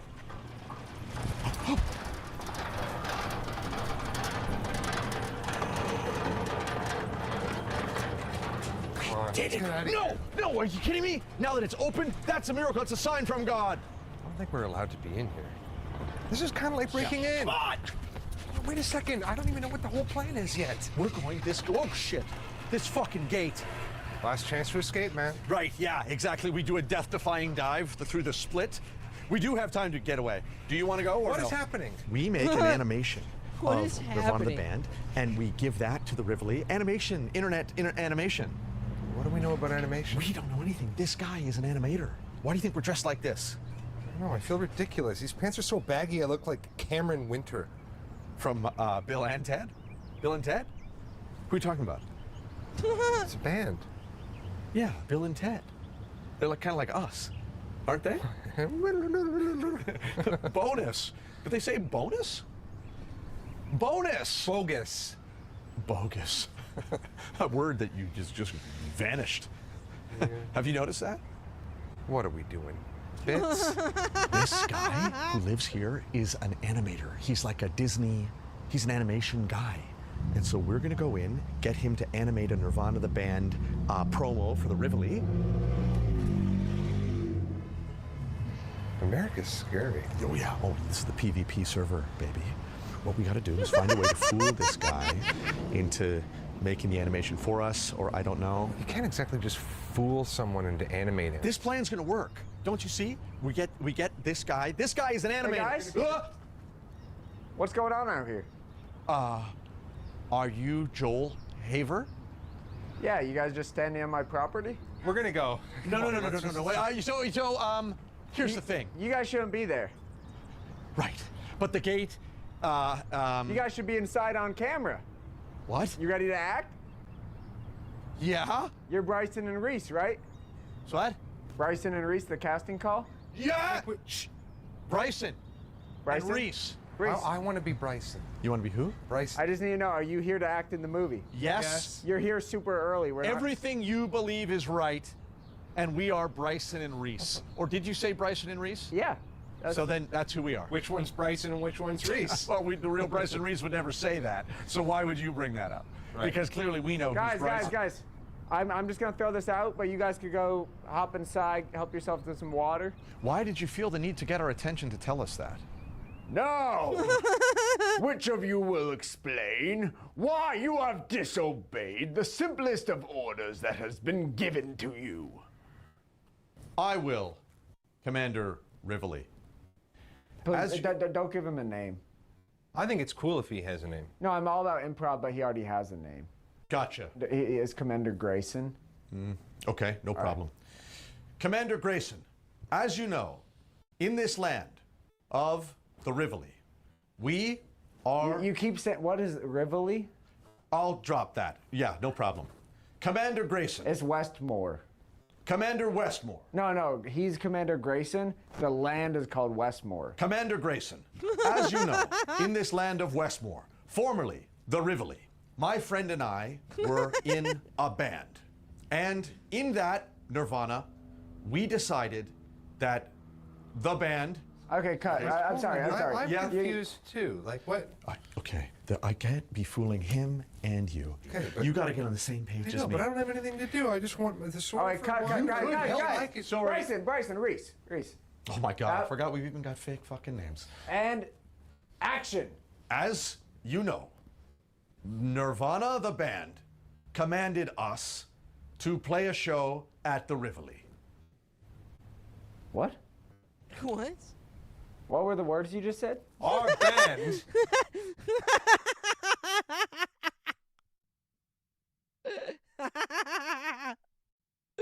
What? What were the words you just said? I am never going to stop saying that to people. I'm just going to say that to my wife all the time now. Her life is so over. Of nights. Yeah.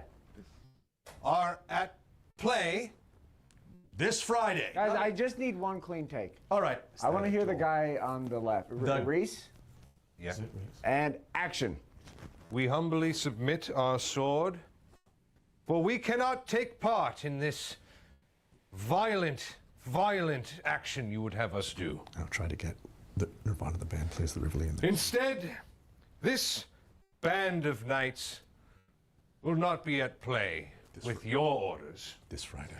But this Friday, we challenge you to a duel. Your whole army against ours. One night only.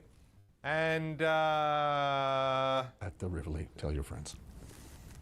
It's at the Rivoli, tell your friends. Another way of saying that, same thing, would be, your orders will not turn us into evil. Great. Do you really think that I have a good voice for this, you said? Yeah. No, dude. Fantastic work. Like, Because I can genuinely. come back and do some more shooting or whatever and like make some... That's been you. Thank you so much, Joel. That's pretty nice. Pretty nice stuff, Bryson. Oh, Joel, would it be possible to get a copy of the raw footage of the The raw footage? Like the unedited? Yeah, just so that we could show our parents what a good job we did. Why would I want to show... Shut the fuck up. For the last fucking time. The movie's not going to be done for like a year. It's taking me forever, so it might be best for you guys. I just don't want it leaking. The That footage. makes sense. Yeah, I guess so. We'll just tell our parents we did a good job. Come on, Bryson. Come on, Reese. Let's go. Hey, Bryson. Yes? You promise you're just showing your parents?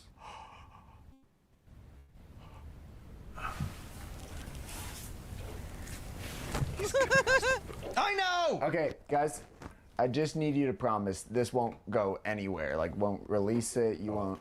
No. It's just if anything went wrong with this footage, it would devastate me. Because I'm spending hours on end working on this thing, you know? Right. 14-hour days animating. So everything I animate takes like a lot of time. And so if somebody were to mess with that, If somebody messed, who would mess with it?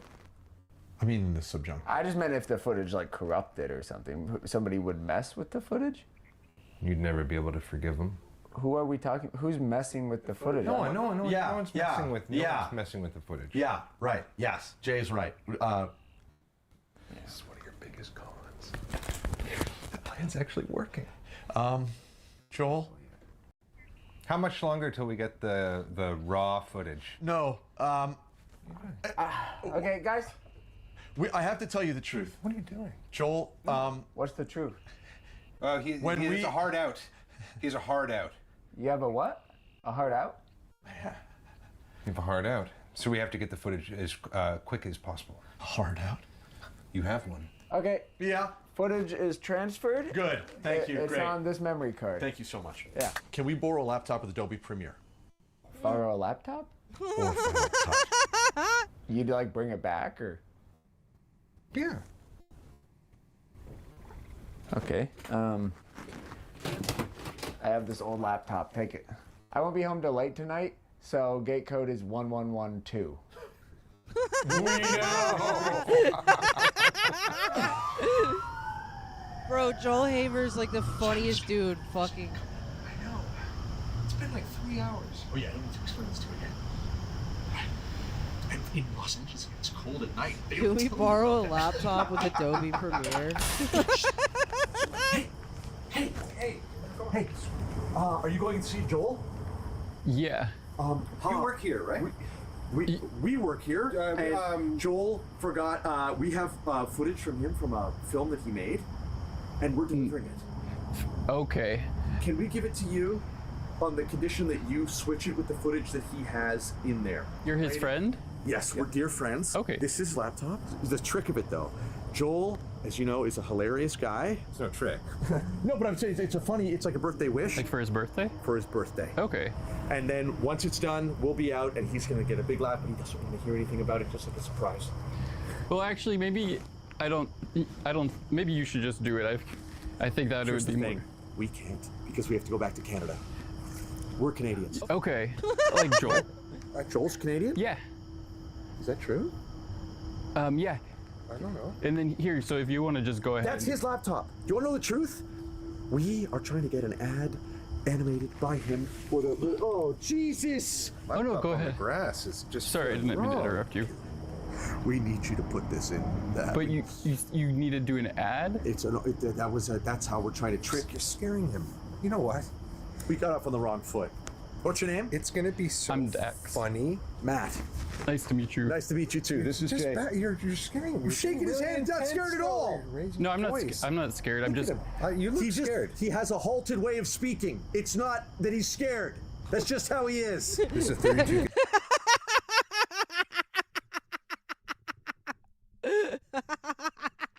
Is that true? Fucking the freaking out when he said it on the grass was funny as shit too. Everything, dude. I cannot wait for this fucking movie to be done with. I don't know what he's doing, but like, it's whatever it is going to be fucking phenomenal. Gigabyte card, and it's filled with something that we need you to just replace. Oh, government secrets. Make this an Epstein thing. I think it's Make just. this an Epstein thing? Please, God, don't make it an Epstein thing. We are with the FBI, and on this is the truth about Epstein. Oh, it has the truth on it? There's the truth. Oh, okay. And then I need that. And you're gonna need this tube. That's just his. We're just returning it. That can just go in his bedroom. But the drive must go into Joel's computer. Or maybe y'all could do it. What?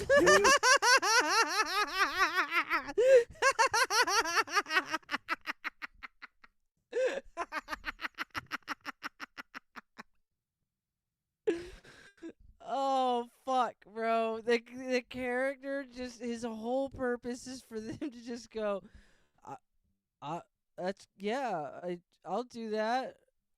I don't know, man. Maybe you guys could do it.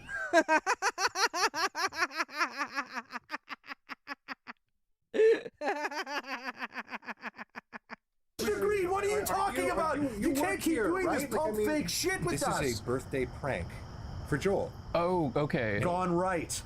And if you replace this, the prank is going to go off well. Okay, that sounds funny then. It's really funny. I really like you. Y'all were just hanging out over here. That, you know what? Maybe you guys can do it. And that tree,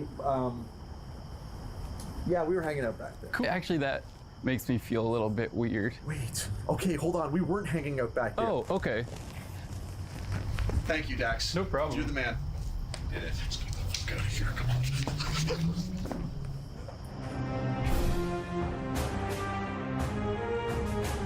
Please, enlighten me. What do you two brave knights have to say for yourselves? Oh my god, he actually animated it. This Friday, our band, Nirvana, the band, are to play a show at the Rivoli. This Friday, one night only. Nirvana, the band, are at the Rivoli.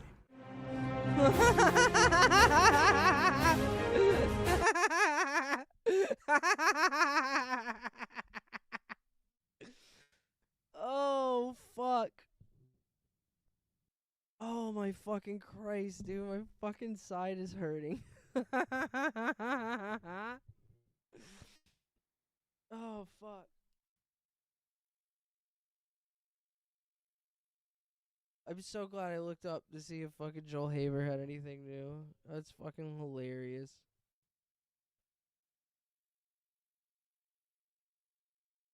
Oh.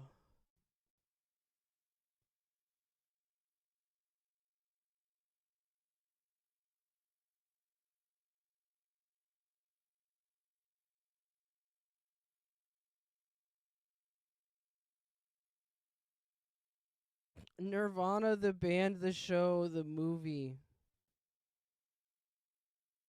is out now in theaters. Hold on. What is that?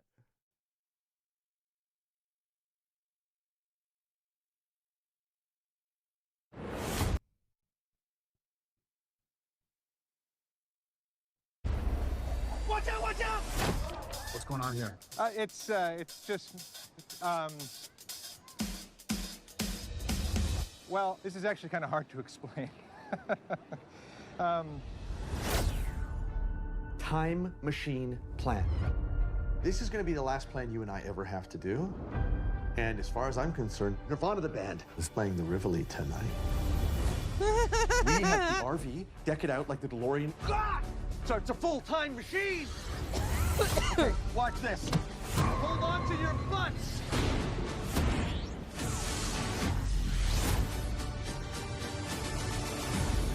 The time machine worked, and we are in 2008. Oh my God. Matt, it's 2008. I told you! Real goths. We are trapped. How can we use Real goths. this to get a show at the Rivoli? No, that's secondary now. This could have insane ramifications. Oh, Richard. You really f***ed us up. I did not do anything. I see. You're like, work's done for the day. We've done too much. It's time to play. I'm like Teen Wolf. A little bit, right? Good. Come check us out at the Rivoli later. Do you have a show at the Rivoli? We could be playing any day. Right off the bat, they're going to ask for an encore.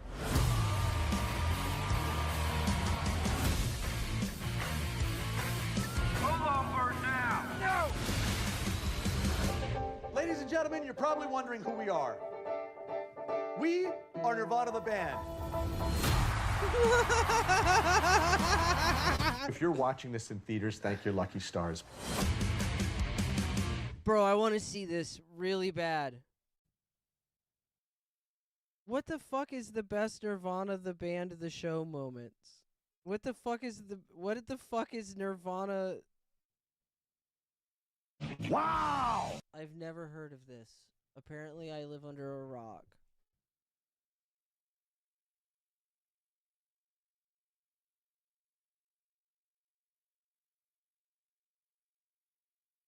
Nirvana the Band the Show is a Canadian mockumentary sitcom television series created by Matt Johnson and Jay McCarroll, who co-star as fictionalized versions of themselves. The show is adapted from the web series Nirvana the Band the Show.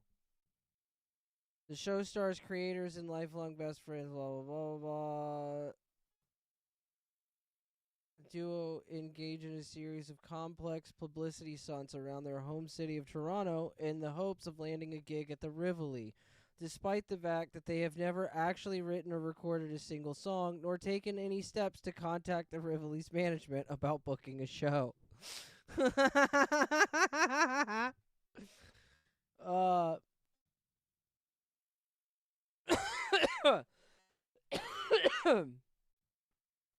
There's Nirvana the band! Hi, Birdman. You out of breath? What are you out of breath for? You know, I was having a nightmare where I was running after a big piece of cheese. Finally got it. What's up? I mean, you can look at like Intel server stuff. You get ridiculous core counts. Ridiculous core counts. Yeah, that's right. How ridiculous are they? 16 core, 32 thread. She's 28 thread? And it's all hyper-threaded now, so it's like double your threads. It's all hyper-threaded nowadays. Crazy. Whoa! I got it. I'm serious. Oh, dude, I touched the gun. That's the worst. You never do. Okay, maybe if we put on these masks. Full! You'll never fill that. You what? You'll never fill I that. can fill this 3 houses. I'll fill this 3 houses. You're dreaming. Watch this. Oh, yeah. That's right. He's got the glasses on, and he's looking at the thing. And then All right, finally, are we she supposed turns to his go? head, and he sees.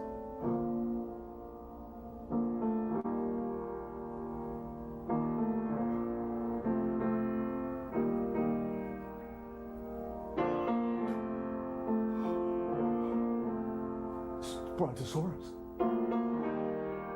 Do you see? It's a brontosaurus! Nothing like a good feeling. You know? Did you say nothing like a good feeling? Yeah, nothing like a good feeling. I guess so. Then all of a sudden,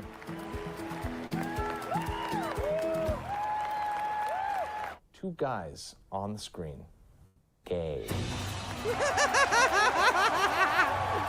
No! That was our plan. Matt, nobody's puking. That's a sign from God, isn't it? Huh. Jesus. That's a sign from Jesus. No, it's gotta look like. Keep your eye on the door, man. We're gonna Make it short. Make it short. I love the new trend of white rap. There is a message in this song, and it is a message about. All right, I'm done with that. I didn't know what that was because I don't care about Canada.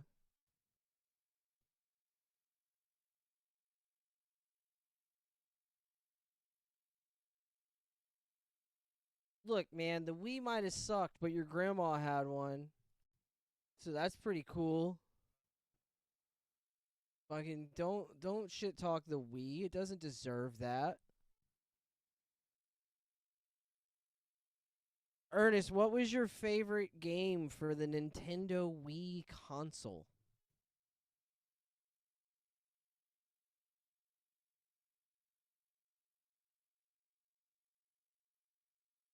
Ah, the Nintendo Wii, a real blast from the past. You know, with me slipping in and out of reality, I never really got around to playing those fancy video games. But if I had to pick, I'd probably go for something classic and straightforward, like Wii Sports. Ah. It's the kind of game that lets you have some fun without getting too deep into fantasy worlds with those pesky dark elves and orcs. Simple and entertaining. That's a good answer. It's the same thing millions of grandmas would answer. Because they're grandmas, and you pick video games like a fucking grandma. Thanks, Ernest. Haha, well, I suppose even I have a bit of a grandma vibe when it comes to video games. Maybe I'd fit right in with the grandma crowd, having some fun with Wii Sports. It's all about keeping things light and enjoyable, right? Hell yeah. So you're gonna geriatric max? That's pretty based.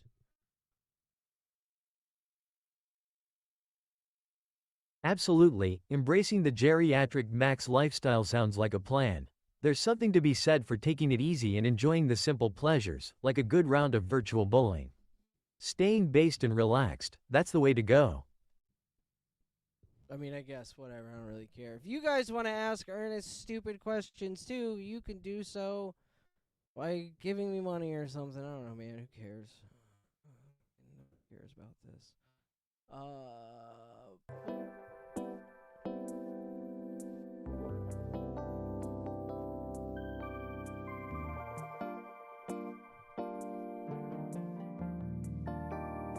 Okay, so before I'm done just playing other people's shit for the night, you guys should subscribe to this dude. He's fucking hilarious, and he's obviously just like a fucking K-tard from fucking 4chan.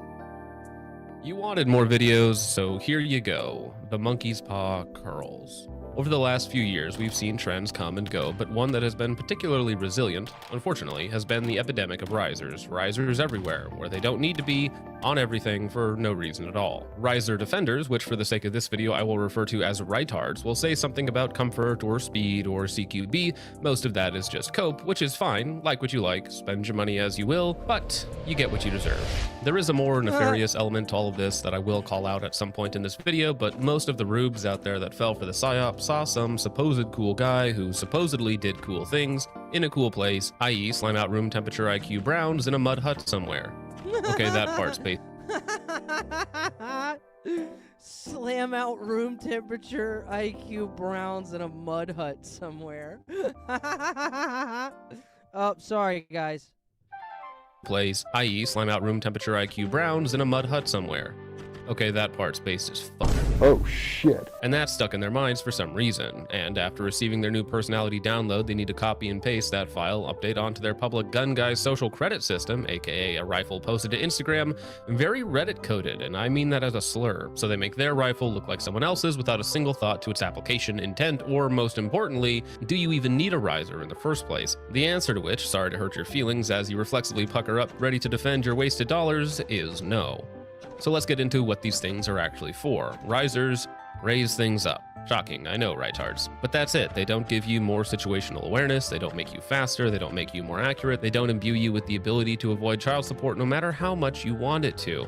Pretend he doesn't exist, bro. You have classes to sell. You'll never catch me. I recognize the I don't know which gun tard he's talking about, but apparently one of these popular gun tards is like avoiding child support. There's a lot of personal preference when it comes to the height of your optics and how it pertains to your comfort level. So if you like a 2.2-inch height riser, that's higher than I prefer, and I rarely see any serious shooters who are actually good at shooting gravitating to something like that, but you do you, boo. There does seem to be an inverse relationship between the height of someone's riser and their personal skill level, but maybe you're the exception to that rule. I doubt it though. I have always enjoyed the 193 as the best compromise for everything, and so most of the risers I like will be somewhere around that height. Comfort is again subjective and not the hill I'm going to die on. The other metaphorical hills of speed, CQB prowess, I'm also not going to die on. That's what you're here for. But before you do, a hint of positivity, shall we? Some risers I actually like. Oh, this is the wrong script.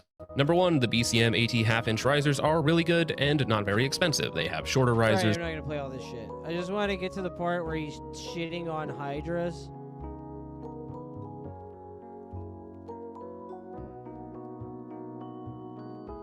Spout a bunch of CQB speed operator jargon nonsense to sell them and your $1,500 courses to rightards. But if a good riser can exist, does it necessarily suggest the existence of bad risers? I don't want to hear it, dude. Well, it may not, but I am.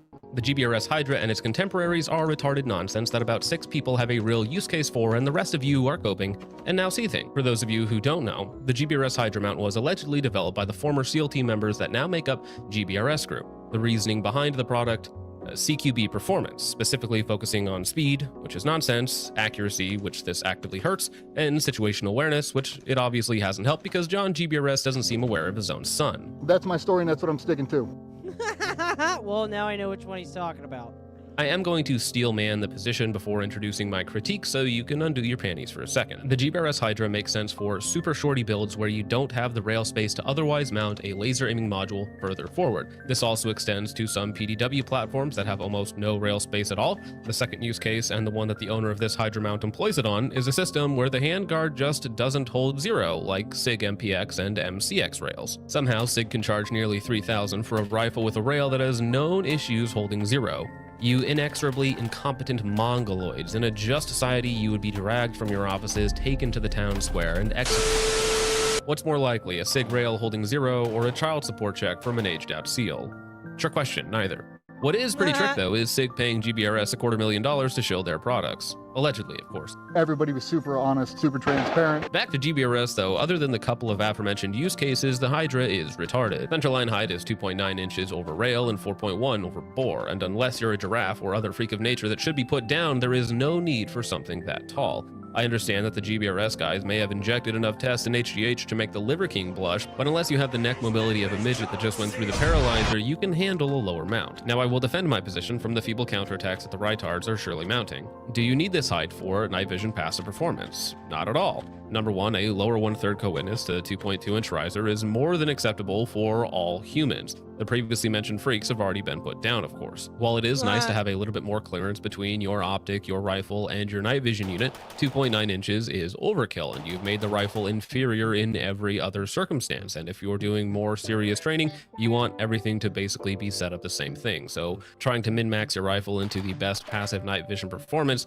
which the Hydra does not even do, is a waste of time. And that's because number two, passive night vision aiming is incredibly niche and akin to the mythical one-shot, one-kill sniper fantasy from 2,000 yards away. If you are by yourself and close enough to use passive aiming against a near-peer force, I'm gonna keep it real with you, Chief.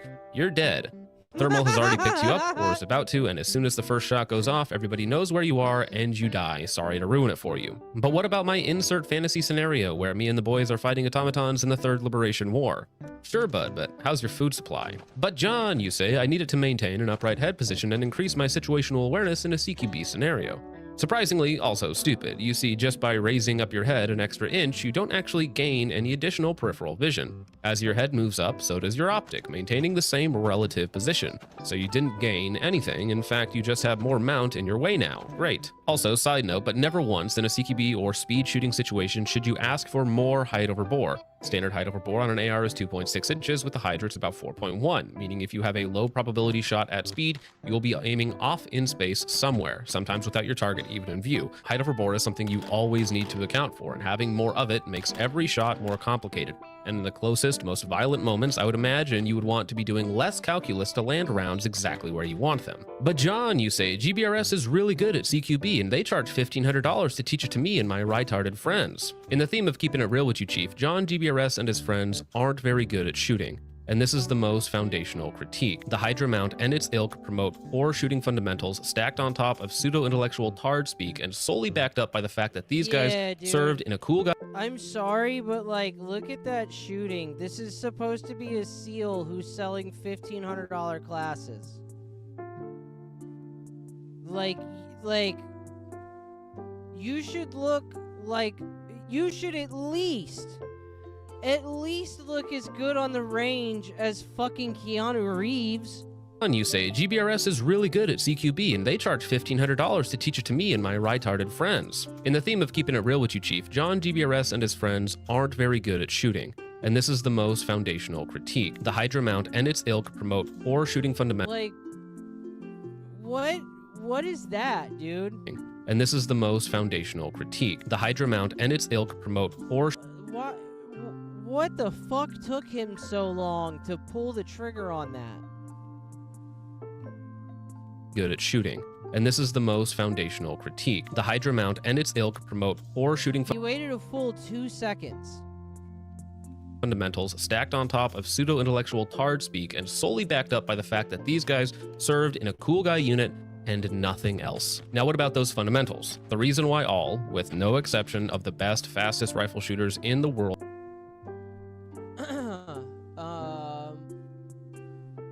Nuggies tipped $5 and said, "Hey Ernest, Virgie told us that you're a pussy. How do you feel about that?"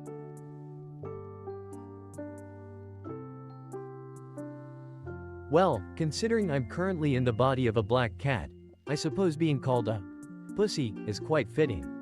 I can take it in stride and embrace my feline side. Sometimes you just have to roll with the punches and find the humor in it all. Thanks to Noogie for the tip. Hell yeah, brother. What? Hell yeah, brother. Oh, I see. Perhaps I misunderstood the context there. If Virgie called me a pussy, in the more traditional sense, Now I it's gonna suppose be I'd just laugh it overlapping. off. Looks like there's nothing there. If you wanted to share something, feel free to give it another go. I'm here and ready to chat. Okay.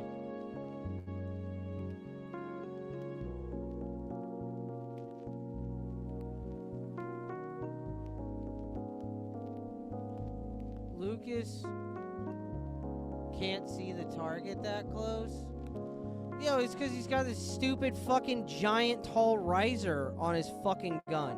Gravitate towards low mounts is because it promotes good connection between you and the rifle and simplifies your height over bore solutions. If you want to be a consistent shooter, that starts with connection to the gun. The Hydra mount removes connection to the rifle, and in fact, they try to sell it back to you in the form of a cheek riser so you can regain the connection you lost just by buying the mount in the first place. I mean, look at his own shooting fundamentals. That rifle is so out of pocket it's about to ask him for child support. But you don't need to listen to what I say. That's the best part. You can just watch real professionals and some of the best shooters out there and follow their advice. Some of them even critique GBRS's shooting skills, or lack thereof. Plain and simple, for quote-unquote professionals, they aren't very good at shooting. Yet they still charge large sums of money to train people who mostly don't know any better. They just see the name, the good marketing, the pedigree, and then they get separated from large amounts of cash. See the name, the good marketing, the pedigree, and then they get separated from large amounts. Knowledge Transfer Collective 2602. $4,000. Bro, you're fucking crazy. Performance Pistol and Rifle 2-day course. $1,300. Bro, that says October 16th, 15th to 17th.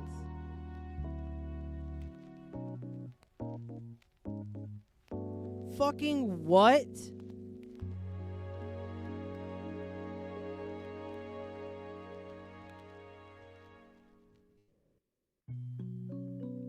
Some late guy tipped $5 and said, ask Ernest what his completely honest and unfiltered opinion of you is.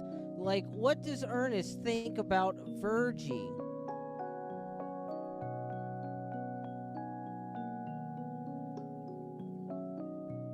Ah, Virgie, my constant companion in this odd little existence. Not very constant. Honestly, Virgie's alright, even if I find myself a bit fed up with their endless questions sometimes.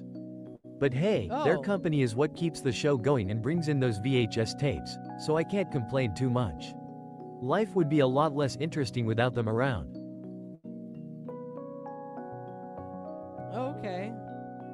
It's never expressed not being not liking asking questions, but okay.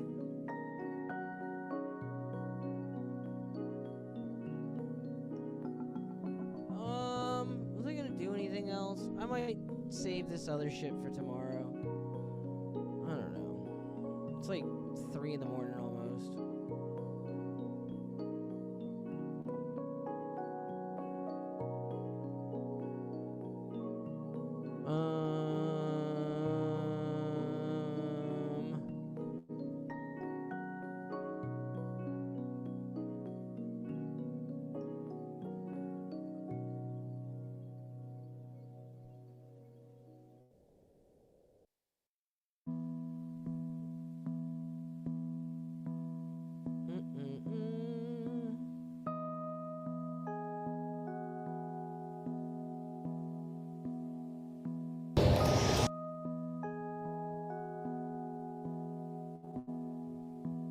Hey, how are you guys? Officer Cracker, Boise Police. The reason I'm stopping you is... Oh god, I forgot. I can't do that when I'm on YouTube too. Even though it's on YouTube.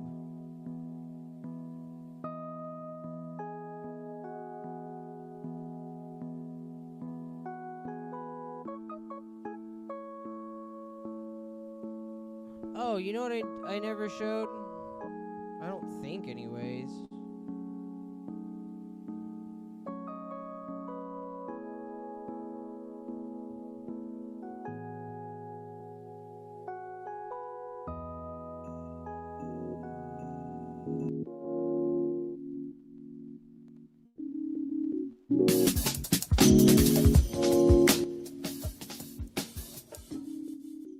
So this dude just made Unity for Nintendo 64.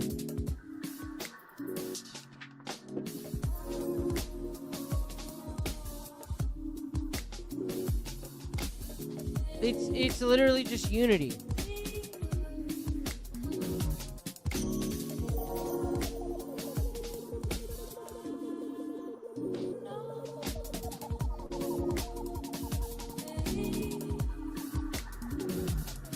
I don't know if he actually just took Unity or like some open source game dev shit or something and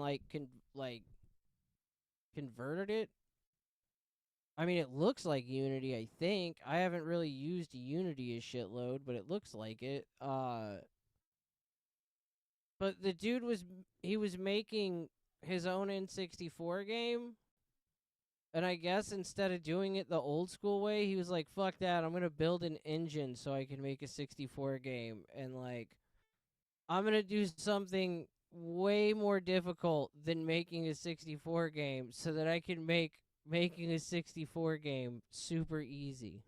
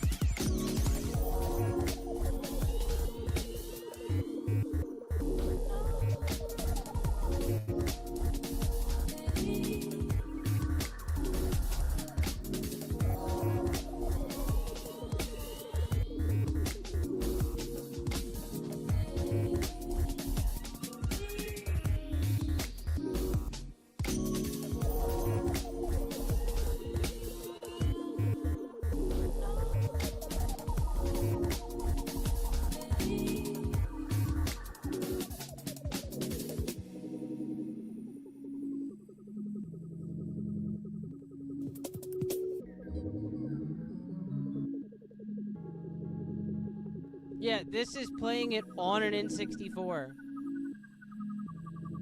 It has like all kinds of like wild shit that I can pull off on it.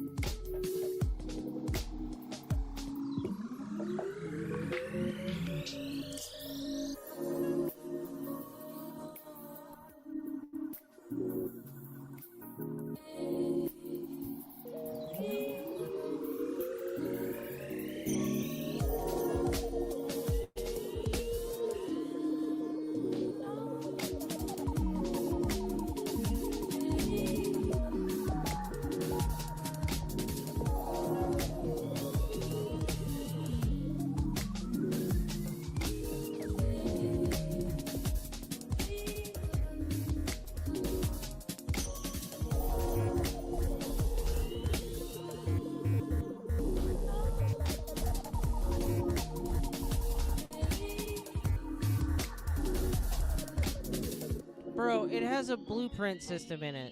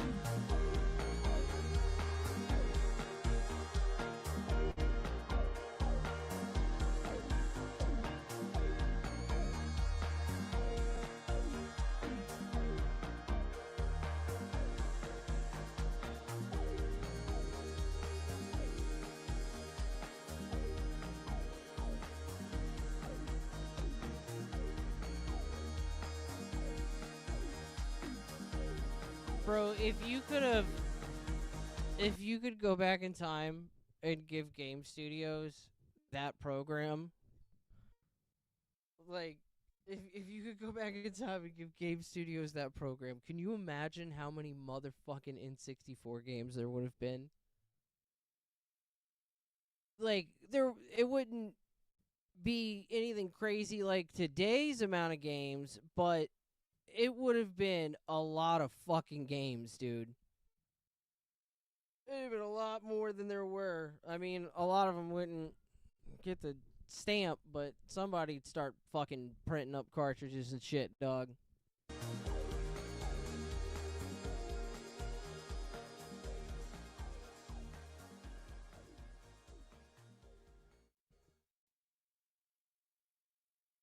Would have been much easier. Yeah, dude, the N64 was like a giant pain in the ass, apparently, to fucking, to program for.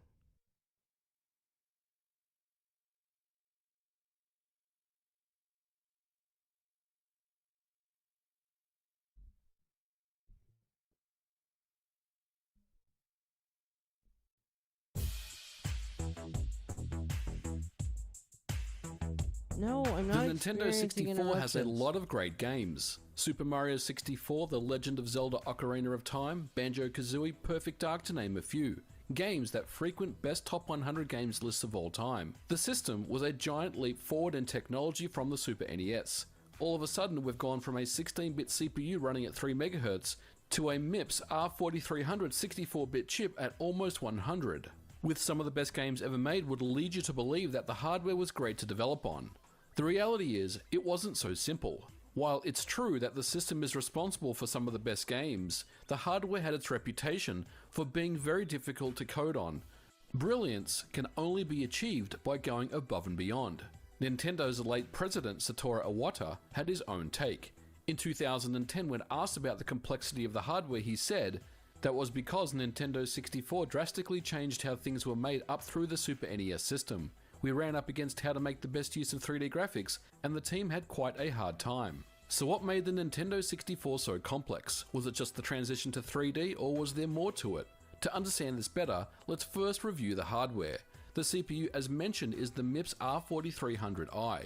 Essentially, this is a cut-down version of the MIPS 4400 that was used for workstations. The 4300i supports both 32 and 64-bit instructions and also contains a 64-bit floating point unit. The chip is clocked at 93 MHz and was faster than any other console at the time, including the Sony PlayStation and the Sega Saturn.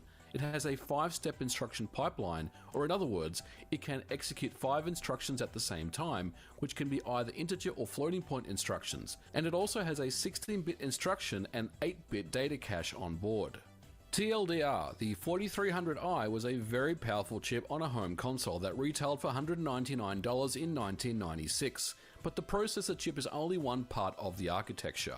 The Reality Coprocessor, or RCP, is the custom chip that houses the RSP, the Reality Signal Processor. This handles all the 3D graphical data, such as 3D models and vector operations.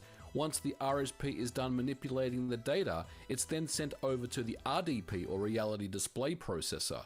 The Nintendo 64 has quite advanced 3D hardware compared to the PlayStation and the Sega Saturn. It features full hardware texture mapping, anti-aliasing, Z-buffering, trilinear filtering, perspective correction, and a 32-bit frame buffer.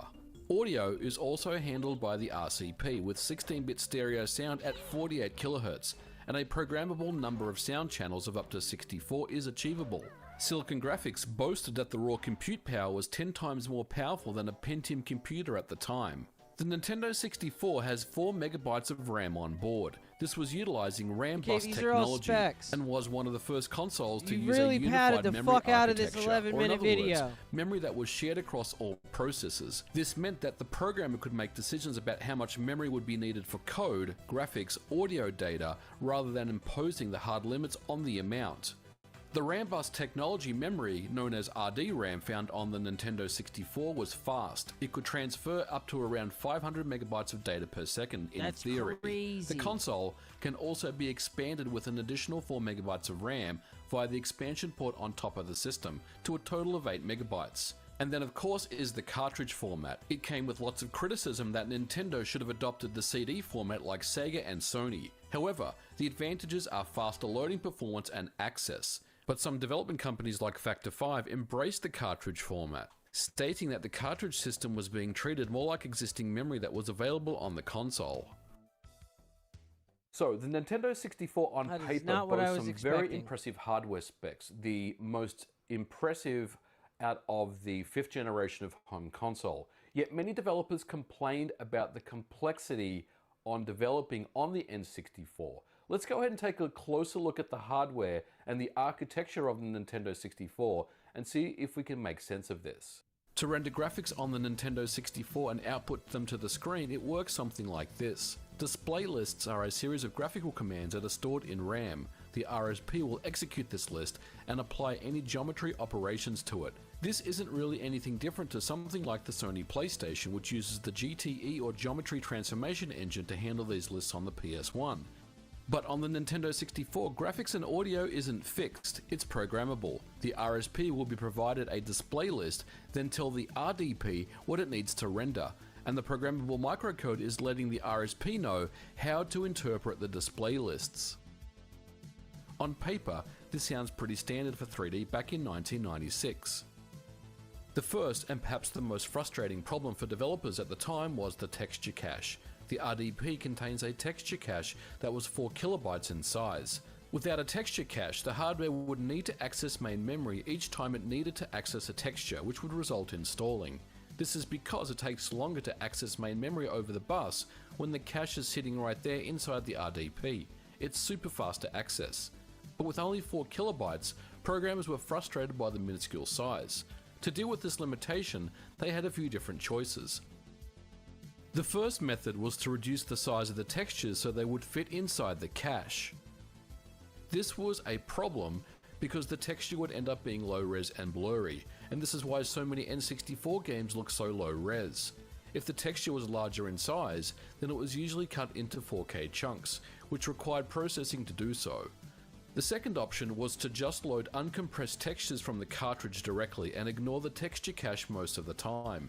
Reading from cartridge was faster than reading from RAM, but not as optimal as using the texture cache. But the problem with this approach is that the size of the cartridge needed to be larger to accommodate for uncompressed textures. This ended up being a fairly standard approach later on in the N64's life cycle. But neither of these options were optimal. Both of them had costs associated with them. Ideally, Nintendo really should have increased the size of the texture cache to 16 or 32 kilobytes, which would have really helped the developers take more advantage of the cache and help with performance of the games. The main reasons why there wasn't a larger texture cache was for both cost and space. While it most certainly would have aided developers, it would have also increased significantly the size of the chip and its power requirements. It's also important to note that the 4KB RAM expansion doesn't help here at all. One Nintendo 64 developer was quoted as saying, "It's like adding a new fuel tank when there isn't enough gas at the pump." Although the texture caching was a major frustration point for many developers, the biggest one probably has to be centered around the RAM that was inside the N64, known as RD-RAM. But what about the Nintendo 64 RD-RAM implementation, the much typed, super fast memory? Why was it not preferred to store textures in? Simply because, although it had lots of data transfer bandwidth, it had horrible latency. Or in other words, the delay in time before a data transfer can occur. During development of the Ultra 64 prototypes, the latency was said to be so bad that it was possible to turn the machine off for up to 30 seconds before the RAM banks were cleared out. This was obviously addressed before final retail to more acceptable levels, but the latency was still an issue.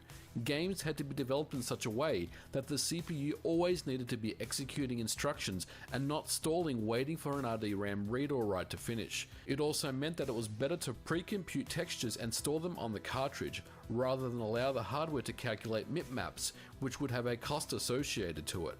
While other games such as Super Mario 64 resorted to Gurad shading techniques over texturing on surfaces to work around any unnecessary RD-RAM access.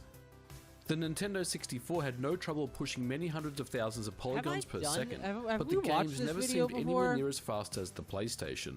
This is because of the fill rate, or the amount of pixels that can be rendered in a 3D scene in a given amount of time. This was one of the major bottlenecks of the Nintendo 64. While it was optimized over the lifespan thanks to the programmable microcode that we mentioned earlier, the problem was this code was property of Nintendo and almost every developer was not authorized to get access to it. This meant that if the developer had an idea for a fast algorithm to speed up fill rates, they were out of luck.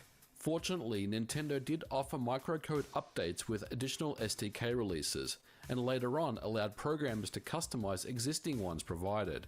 But overall, microcode was a very strange situation that hamstrung developers, especially early on. There was also no debugger and very little documentation. Fortunately, companies like Factor 5, who were skilled developers, ended up customizing existing microcode to great success. One late game in the Nintendo 64's Lifecycle World Driver Championship ran microcode known as Z-Sort. The game ran at 640 by 480 at 60 frames per second without an expansion pack, but it had to disable things like MIP mapping as a result. On the flip side, a game like Perfect Dark runs at a poor frame rate simply due to the limitations imposed on the developer. While the Nintendo 64 ultimately was very successful and many great games were released, it was a system that focused too heavily on peak performance and less about performance over time. Nintendo themselves admitted that perhaps they made the hardware overly complex, with hardware development chief Genyo Takeda stating, "When we made Nintendo 64, we thought it was logical if you want to make advanced games, it becomes technically more difficult. We were wrong. We now understand it's cruising speed that matters, not the momentary flash of peak power." So there you have it, guys. That is the unnecessary complications of developing games on the Nintendo 64. It's an interesting insight to go back and look and read some of the stories about the frustrations that developers had when writing games for the N64. But obviously, you know, challenges like this can be overcome. Yeah, we get it. We don't care anymore. You told us the things, and now your bounce rate's going up, bud. Or whatever the fucking rate they call it on YouTube is when people don't watch the whole video.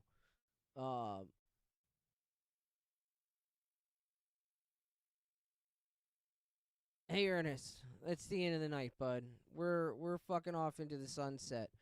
Do you have anything to say to chat for the evening?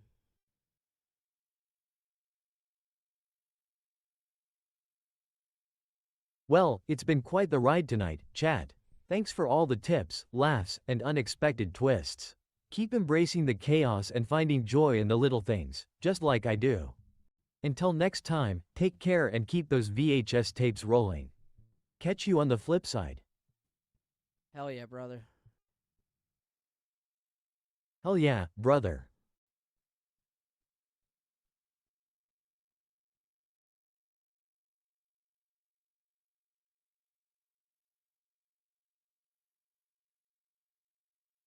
Ugh.